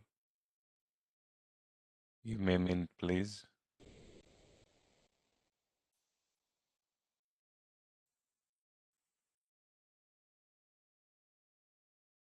Okay.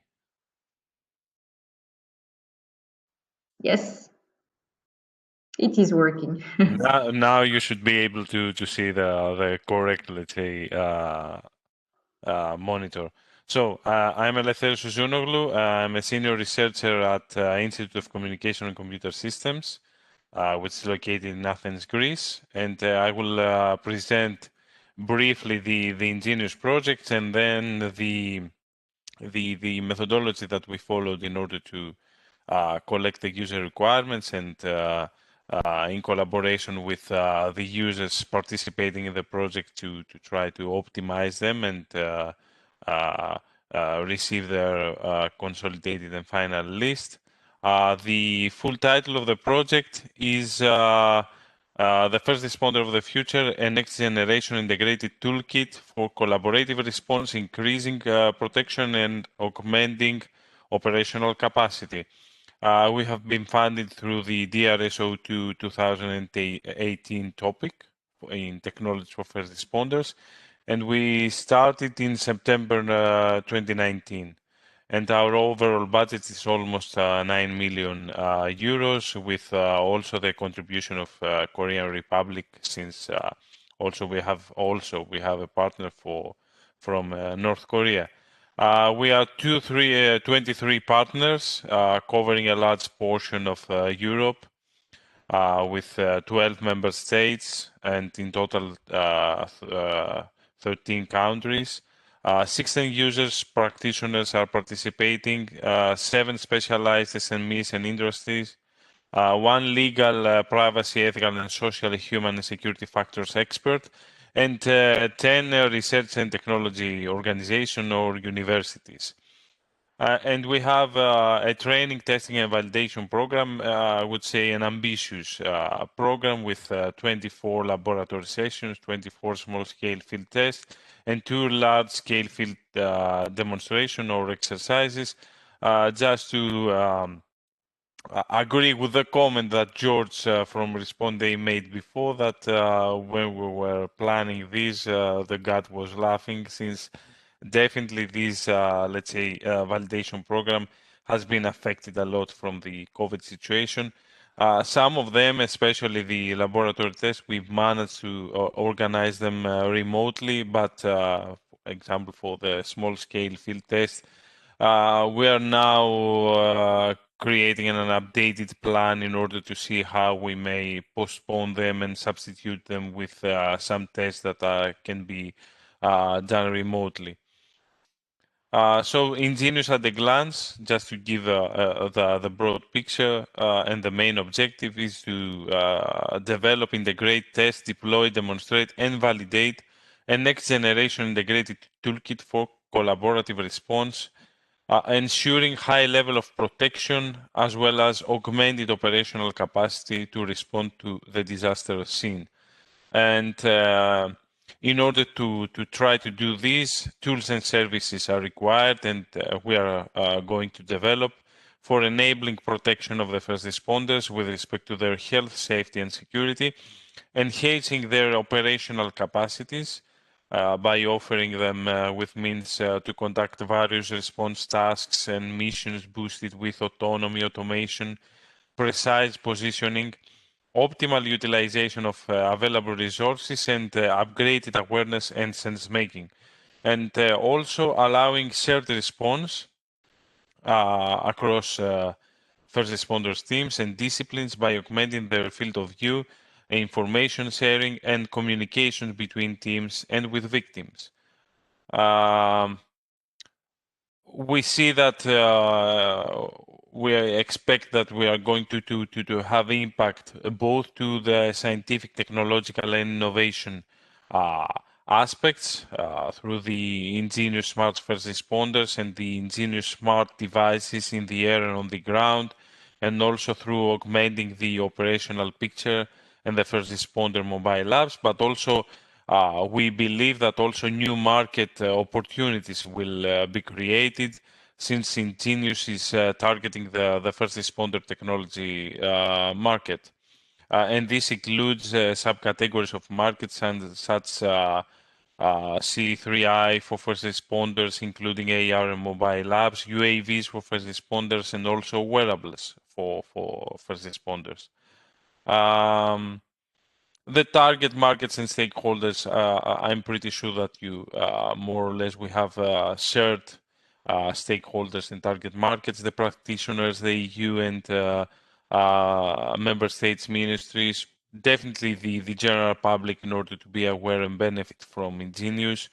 Technology providers in order to liaise with Ingenious and create new business opportunities for our partners.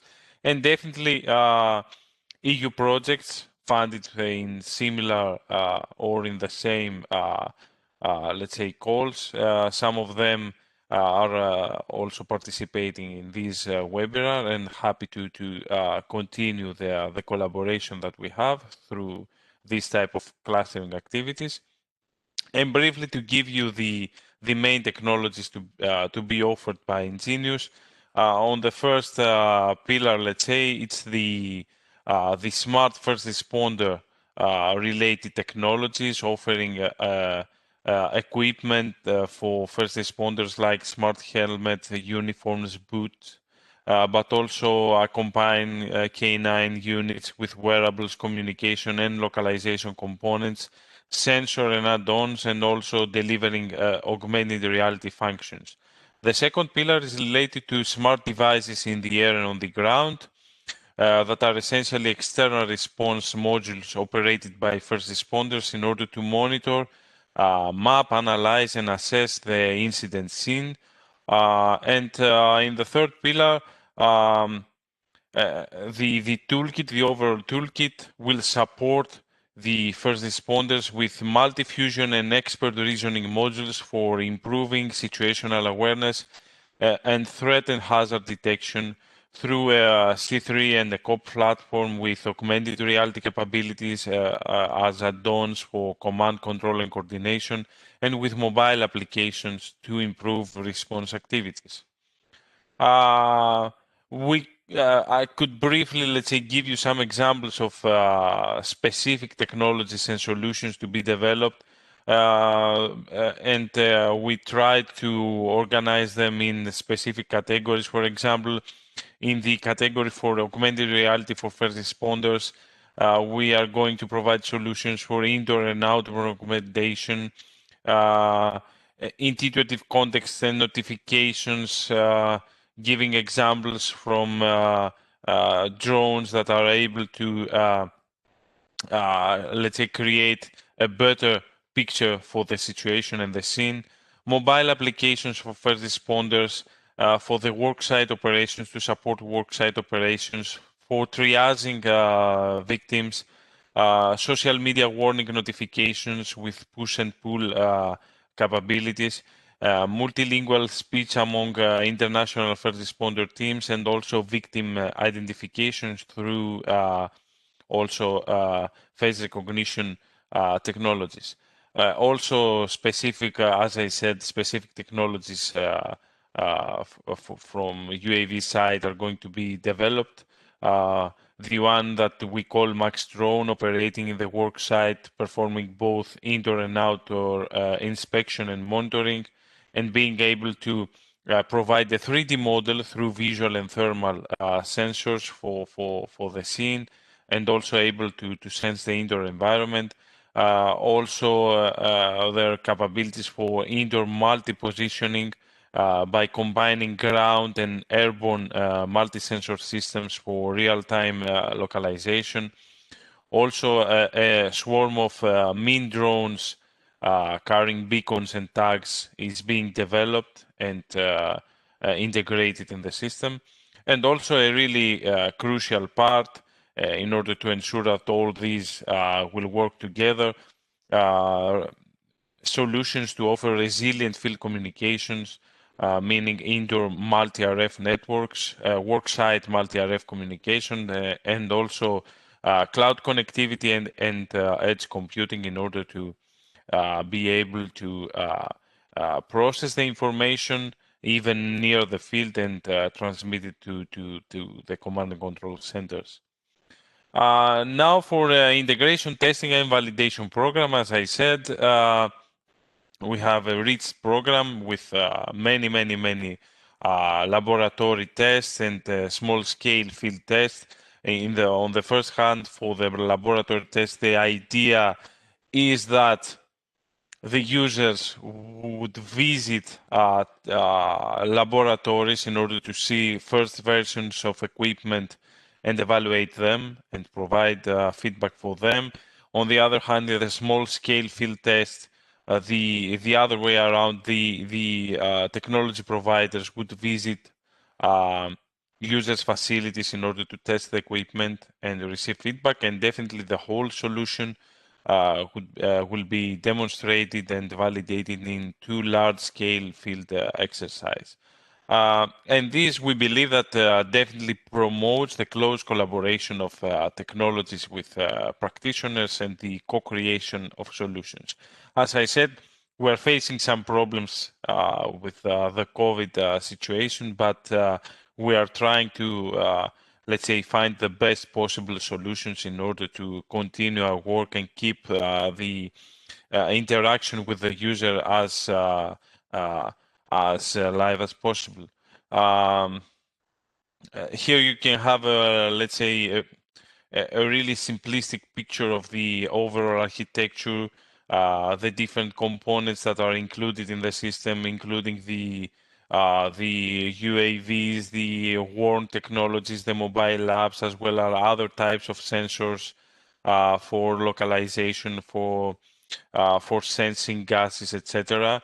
In the middle, there are specific systems and services that support and receive data and process data from all these systems, and then a COP platform and C3 in order to visualize and offer capabilities for command and control and coordination.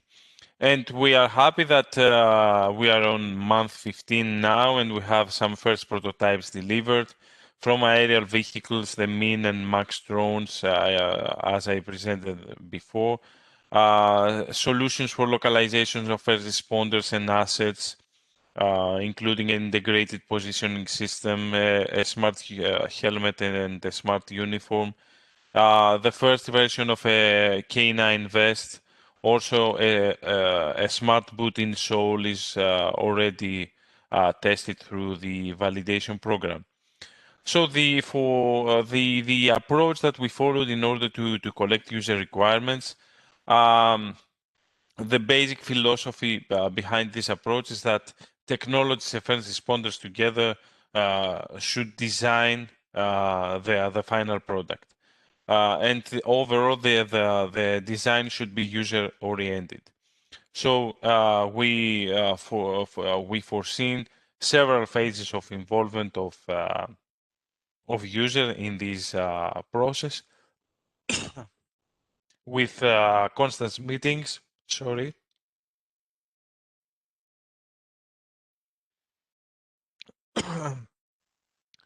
Several working groups, several chances for evaluation and testing.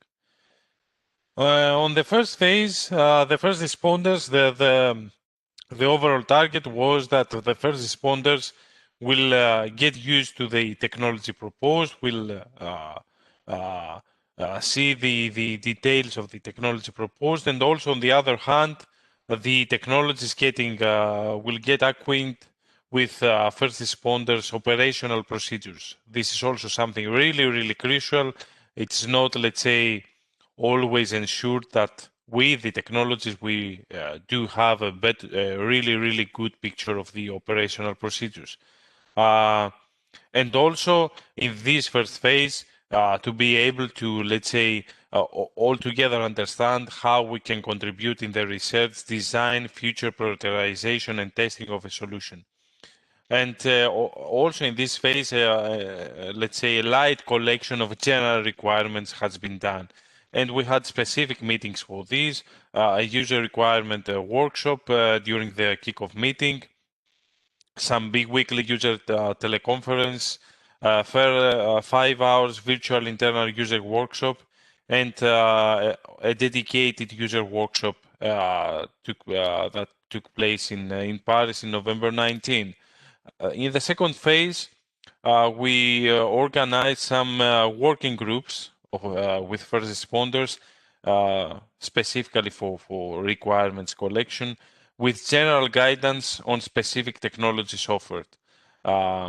Through this process, a first set of user requirements with well-known Moscow prioritization has been recorded. And also some speed dating working groups consisting of diverse first responder teams and technologies developing offered tools has been organized. And by that, a second set of concrete filtered user requirements has been recorded. And also for the second phase, dedicated meetings has been organized. In the third phase, that now we had to switch to the virtual meetings and no physical meetings could be organized. We had some focus groups on the refinement of user requirements with respect to various scenarios and use cases. And this led us to continuously refine the user requirements through evaluation and testing of tools and interaction between technologies and first responders in laboratory tests and field tests. In this third phase, we had bi-weekly user teleconferences, 3 different focus groups running in parallel for 6 weeks in June and July 2020. Laboratory integration tests, we had our first round this autumn, September, October, and November. And during our second plenary meeting, which again has been held virtual, we had also the opportunity to discuss about the requirements. And what is in front of us is 2 rounds of small-scale field tests, other 2 rounds of laboratory integration tests, and the 2 large-scale field tests. In the small-scale field test and the laboratory integration test, the main purpose is to try all the time to refine and refine again the user requirements as well as, again, the system requirements and try to optimize the solution offered. We have a first collection of requirements. A deliverable has been submitted in April 2020, which is publicly available. You can easily, let's say, find it in Ingenious website. However, this is considered as has been done the most, let's say, projects participated. It's considered a living document also for the Ingenious project in order to further revise and update the user requirements. And before the end of the project, we are going to have a final report on the findings regarding the functional and non-functional requirements. Some statistics, let's say, for this first round, that the first consolidated list of requirements landed on 231 requirements and or comments, meaning that some pieces of information cannot be thought as dedicated requirements, but comments to other requirements on systems. And through post-processing this information, we concluded to 85 solid user requirements. The structure that we followed included an ID, an organization of a group, a system, and a component.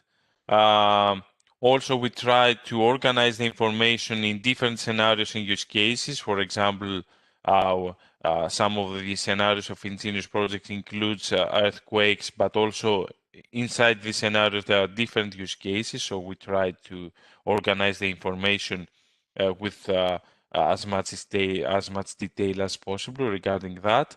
The type of requirement is if it is functional or non-functional.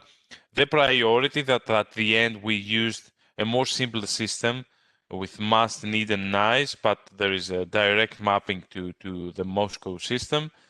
The function text, that it's a general characterization of the function addressed by the requirement. A requirement text that gives the description for the requirement, and also a rationale behind the requirement and any additional information needed.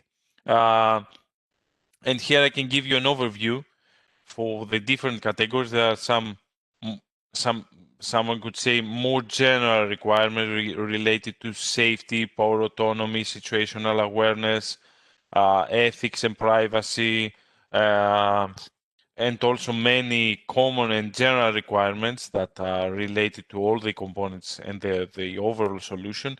But also there are specific requirements organized by groups related to equipment to be used by the responders, related to devices not directly used by the responders, but for example, the UAVs and the communications, the components offering communications, and also requirements regarding applications, for example, the language app, the trials app, and the C3 platforms. Some main findings now that my colleagues helped me a lot in order to, let's say, organize them and try to give you some let's say, conclusions on what we've learned from this first phase of collecting user requirements. Firstly, what we identified is that it was an unbalanced volume in user requirements per topic and tool. For example, we can say that first responders are focusing on specific areas that are important to them. The reasons are clear and fully understood, related to safety, ethics, and system reliability. And first responders provide more requirements for systems that have used and are experienced. For example, the helmet or a uniform. And there are few, if any, requirements for systems that consider the first responder are consider them as self-explanatory. For example, field communications. It is expected, let's say, for someone not working in developing these solutions to thinking about that this is something, let's say, ready and coming from the market, but for some solutions it's not obvious, let's say. Also, there are no requirements for systems that they have no previous experience. For example, a K9 vest, a smart K9 vest. Also, we saw that there is an unbalanced level of details in user requirements. In some requirements were depicting specific needs and were very detailed and specific. For example, for the helmet light, we saw a requirement that the lumen of the lamp has to be 1050 and work for 2 hours, for example. Or the vital sign sensor bracelet should be waterproof for 30 minutes in 4 meters. But other requirements were very general and included multiple needs. For example, that information collected and presented needs to be accessed based on the organizational and function level within each organization, or information displayed at the augmented reality glasses must be non-intrusive and relevant for person using it. Also, we identified that different user requirements were provided based on the discipline. For many components, the user requirements were different depending on the use case scenario and the discipline involved. For example, looking at a specific, let's say, component, the K9 vest. In indoor search and rescue operation, the requirement was that minimal equipment can be worn by the dog, at most a collar with sensor that it is easily tearable. So data, and also data should be provided to the handler. Now for the same equipment in wide area search and rescue, image and sound are important as described by the users.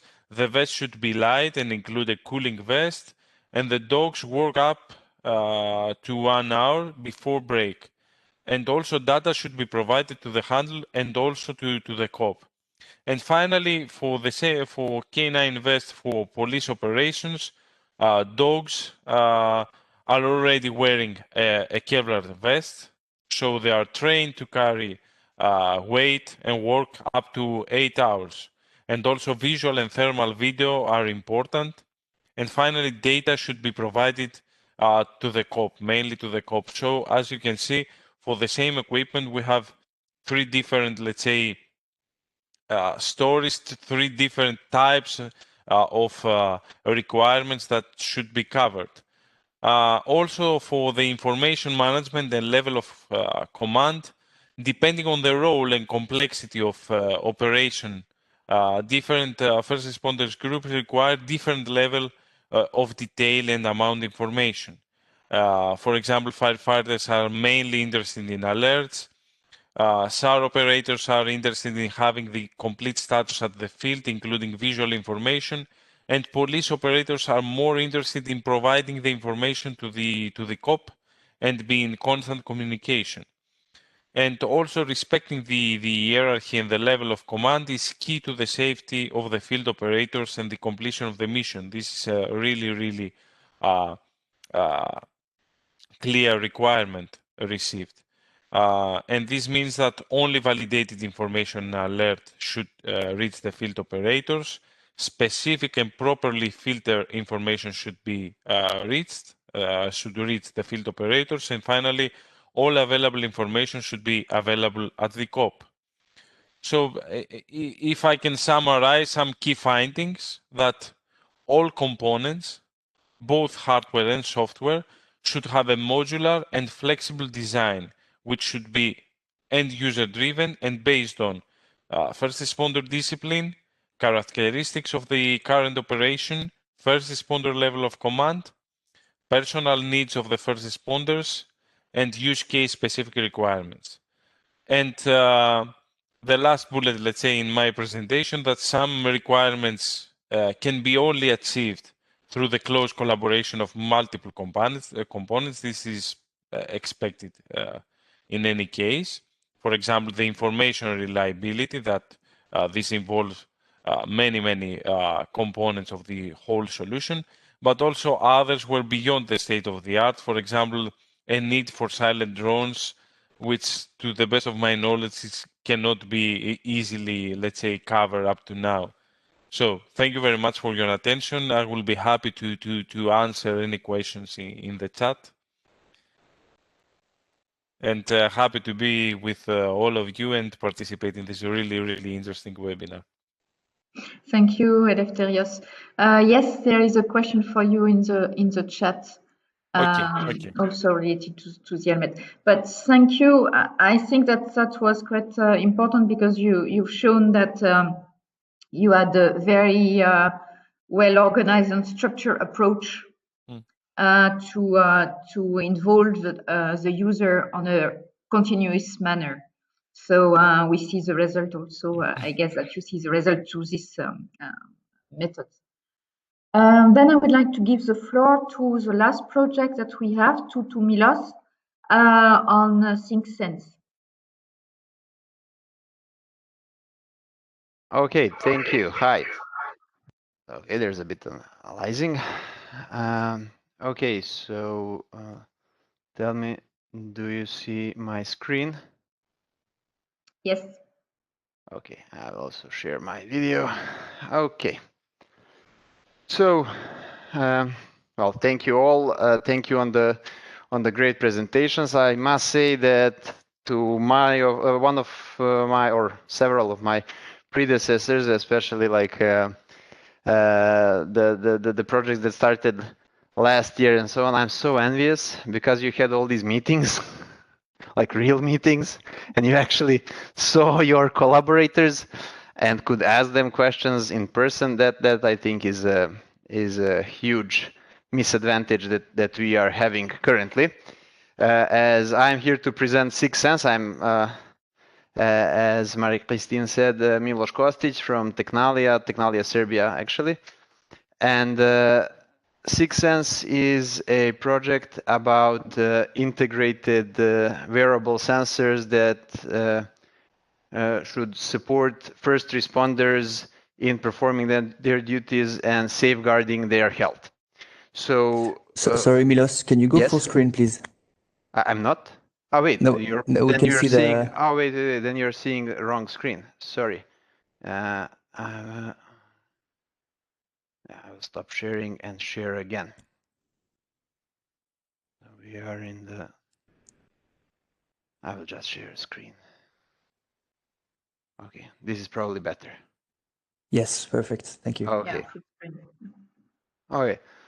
So we started 1st of May this year, and we are a relatively large project, 7.25 million. We have 9 participating countries, 21 partners. Okay, most of them are first responders because we really try to have as much involvement from them as possible. We have 5 research centers and 3 universities and basically 7 industrial partners from SMEs and large industry partners. Now, the Sixth Sense project is really about creating wearable health monitoring system that can allow first responders to sense their health status. So this is why we call the project Sixth Sense, because it is supposed to provide them with this special type of feedback, like a spider sense, that is supposed to tell them when they are pushing pushing their limits a bit too hard, and to do that before their body would normally do it, because by the time their body does it, could be already a bit too late for proper evacuation or just making a break. Because as we all know by now, all of us that have been working with first responders, they are mostly exceptional people and enormously courageous, and they do have the tendency to push on. And even though they have a lot of training, a lot of experience and so on, when the push comes to shove, there can be a situation when they will push it beyond their limits, and that's when we get these misfortunate reports of first responders who do not return from their employments. It's not very often, but it does happen, and this is the prime goal of the Sixth Sense, not to have that.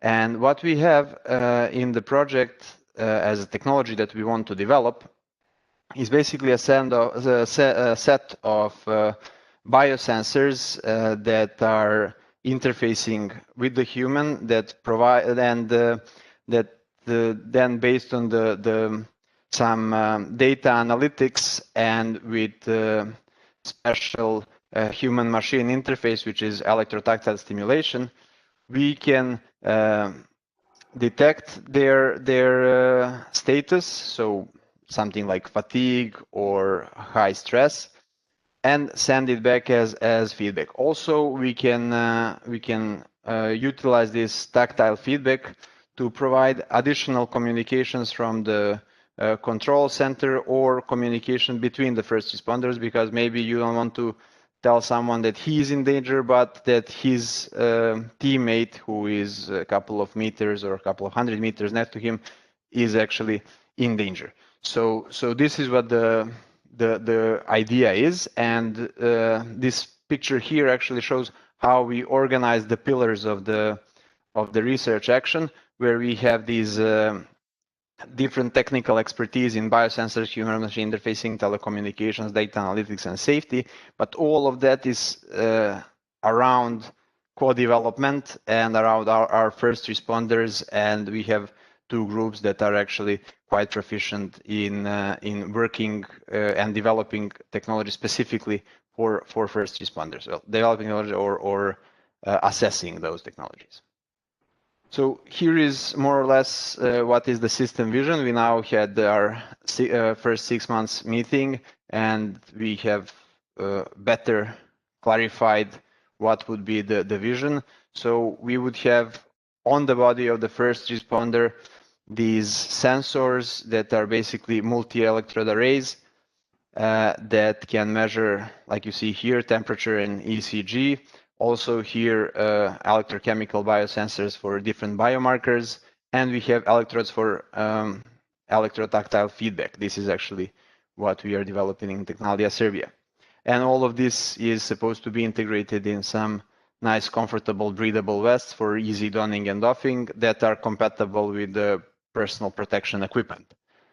And of course, this does pose a significant challenge. We have two use cases in our project. One is mountain rescue, the other one is fire. And in the most basic terms, you have a problem of too hot and too cold when you are thinking of these first responders. I mean, they have to do very complex and difficult tasks in these type of extreme environments.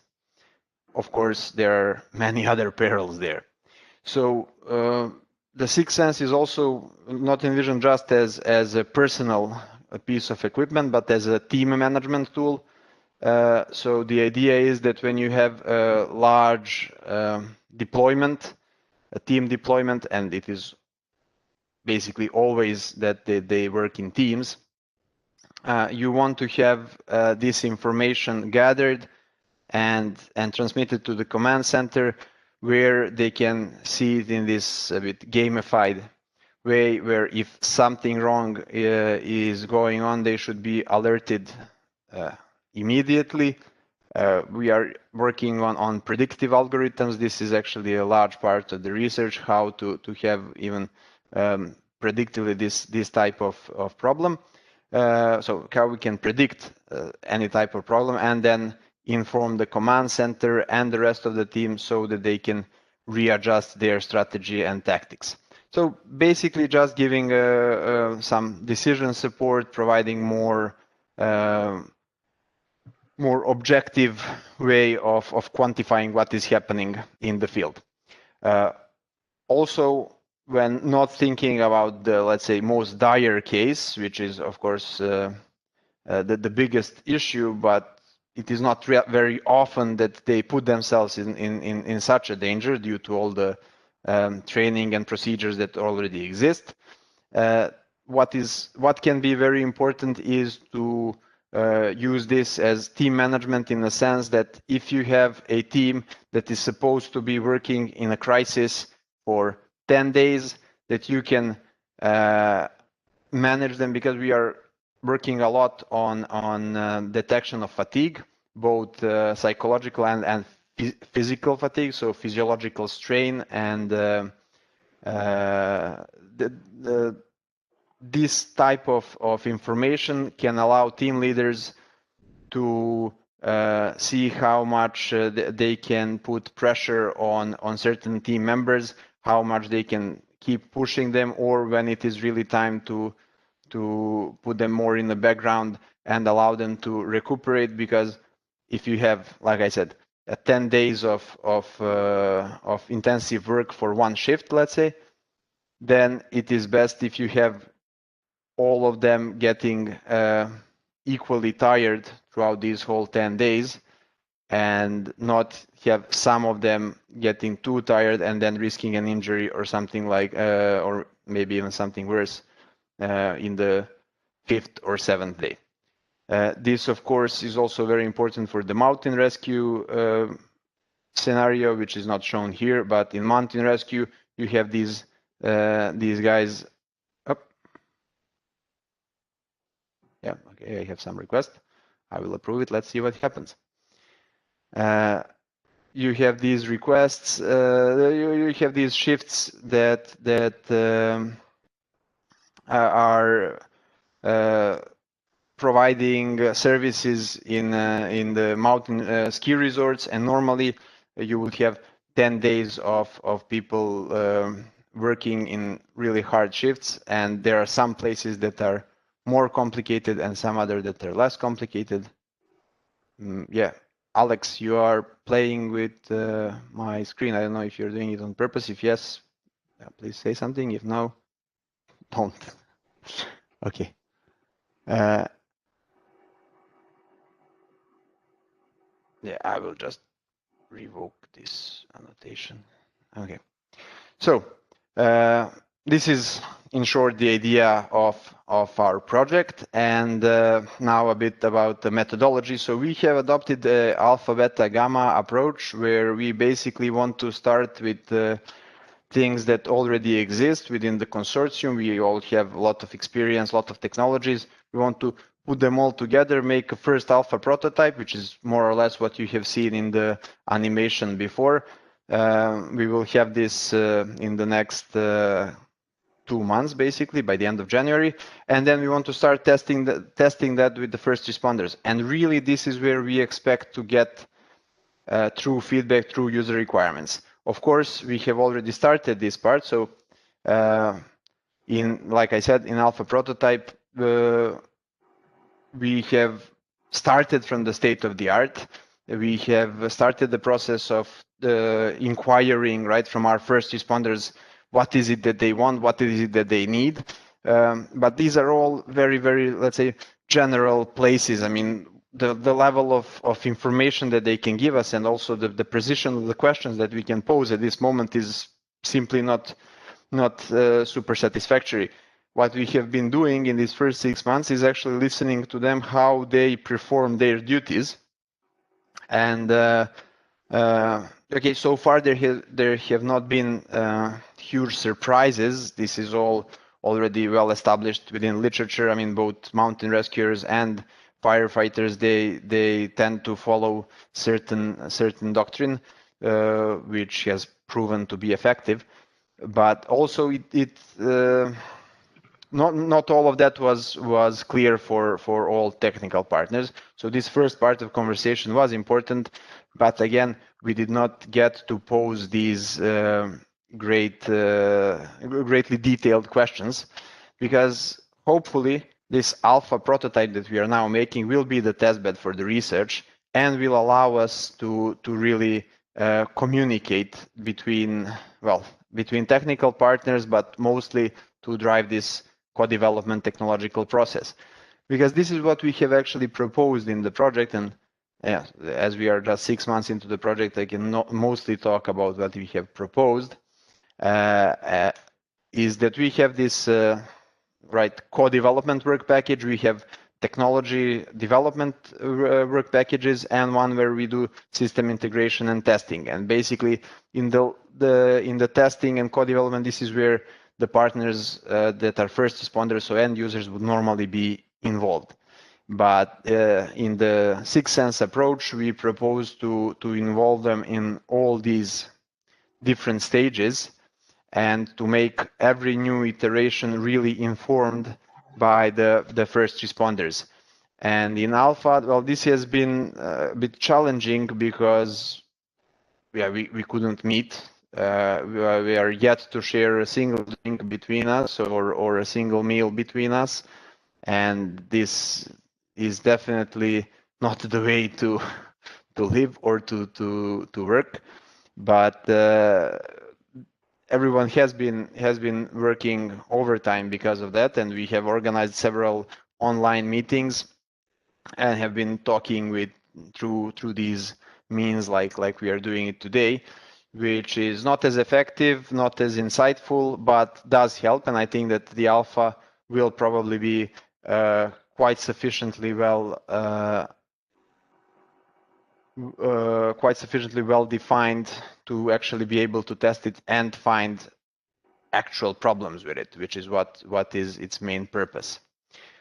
So, like I said, we had these co-development sessions, and those have been by using these different tools. So a lot of Skype, a lot of Meets, Teams, WebEx, and so on. But actually, what has been also quite useful is when we have sent some questionnaires to the first responders. Again, questionnaires are probably the most sterile way to get these requirements, but in this year, sterile is the way to go, apparently, and it is a plus, right? So basically, we could get with some questionnaires, we could get good feedback, and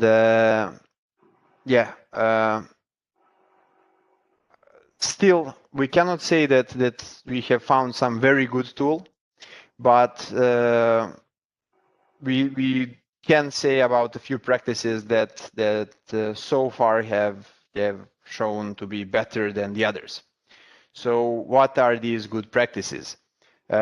Basically, we are definitely recommending using real online forums that are interactive. So something like we are using Teams forms because Technalia has this 365 account that also so that all the data is actually in Technalia servers, and so we comply with GDPR. We can guarantee that only us have access to this information, that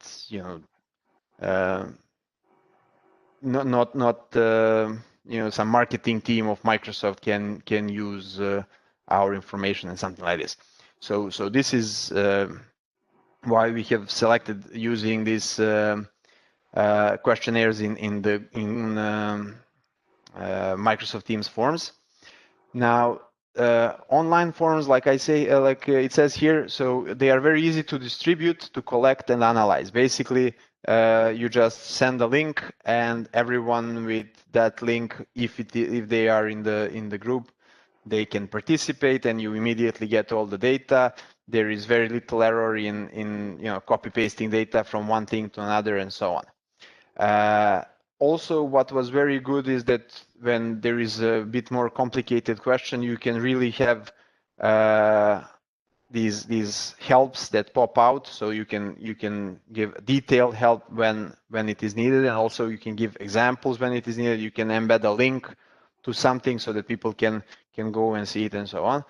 And if you do them properly and you input, so you make all this input validation, that can prevent a lot of errors, because sometimes people by mistake put their name where their date of birth should be, and so on. So things like this can be avoided, but it does require some tech savviness and access to technology. So for example, if you are sending someone something that can only be used on a desktop or on a PC, so they need some, they can only do it when they are at home or at office, when they have access to this. And when you are targeting first responders, and if they are actually busy, then you will either have to wait, and then they maybe forget, and basically you're complicating the process without much need.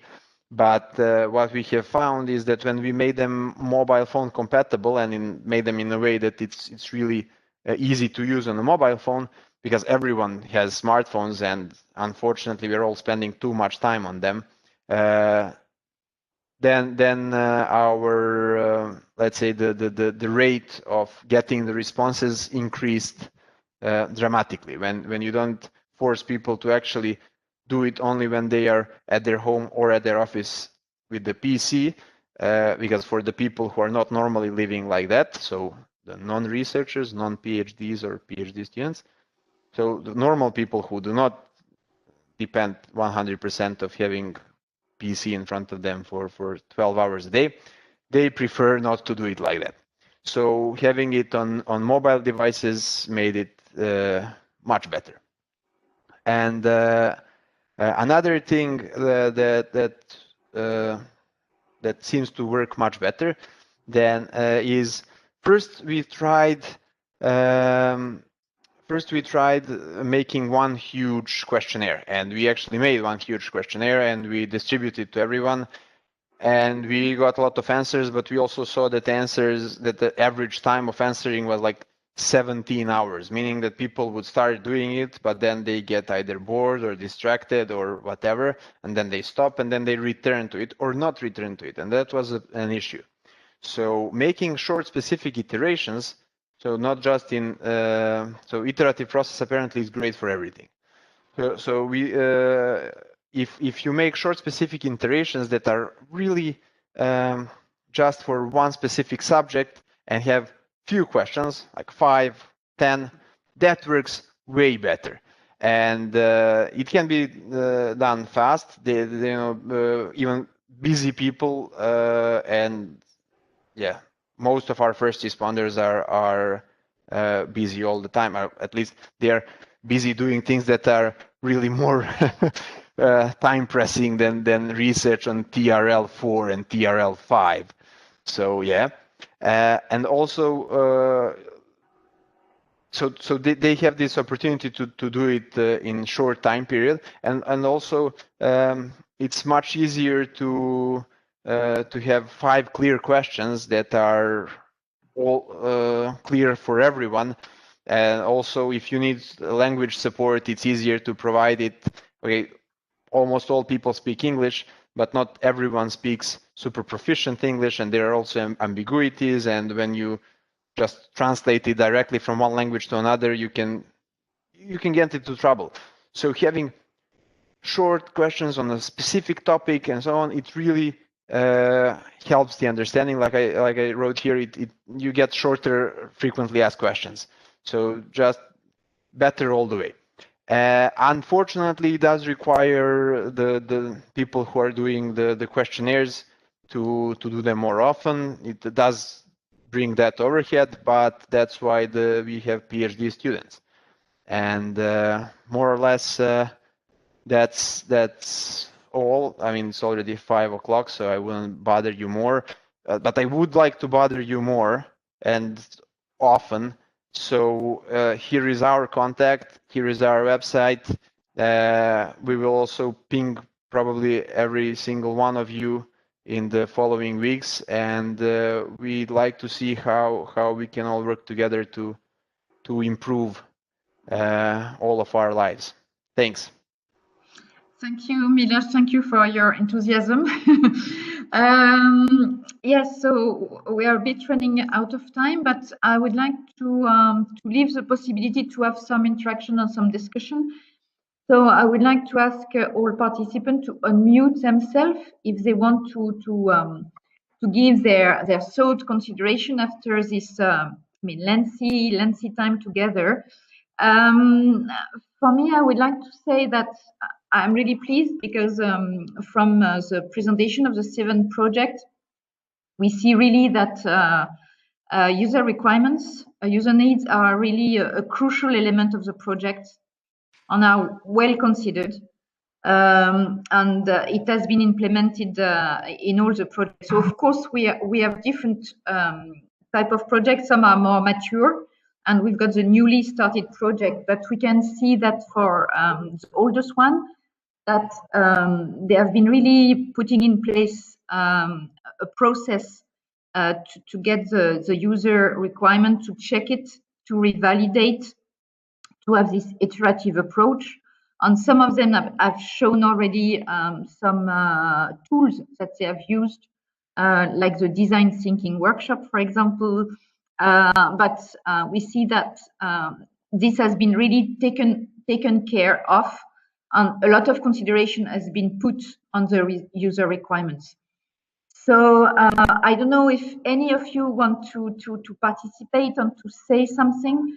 I think that was mentioned also on the chat. I mean, everything will be made available to everybody. So we will share the presentation, share the recording, and share the chat as well. So don't worry, you will not lose anything. So if there are any question, any remarks, please feel free. It's a time.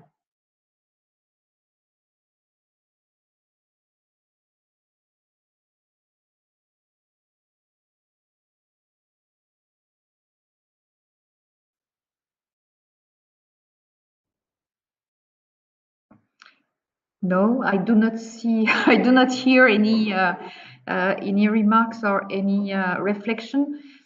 So what we will do out of that, as I say, we'll try to contact one representative per project and see how we could elaborate this further. I don't know what will be the form out of it. We'll have to check with the project officer in REA as well. But I think that we should really build on the lesson learned and how we make sure that user requirements and user needs are fully taken into account and consideration at the core of the process for preparing solutions.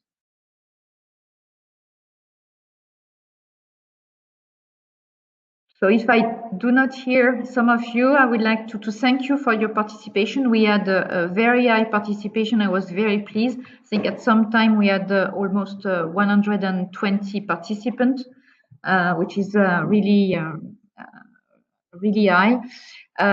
Many of you were right. I mean, we are in a period where we are missing contacts and making the links. So it was also very good to have this possibility today with a lot of persons. So thanks a lot for your participation, and hope to have more direct contact with you in the future. Goodbye. Thank you. Thanks a lot. Thank you very much. Bye-bye. Take care. Yes, thank you. Bye-bye. Thanks. See you later. Thank you. Bye. Bye-bye. Thank you. Bye. Thank you. Bye Bye-bye. bye. Thank you.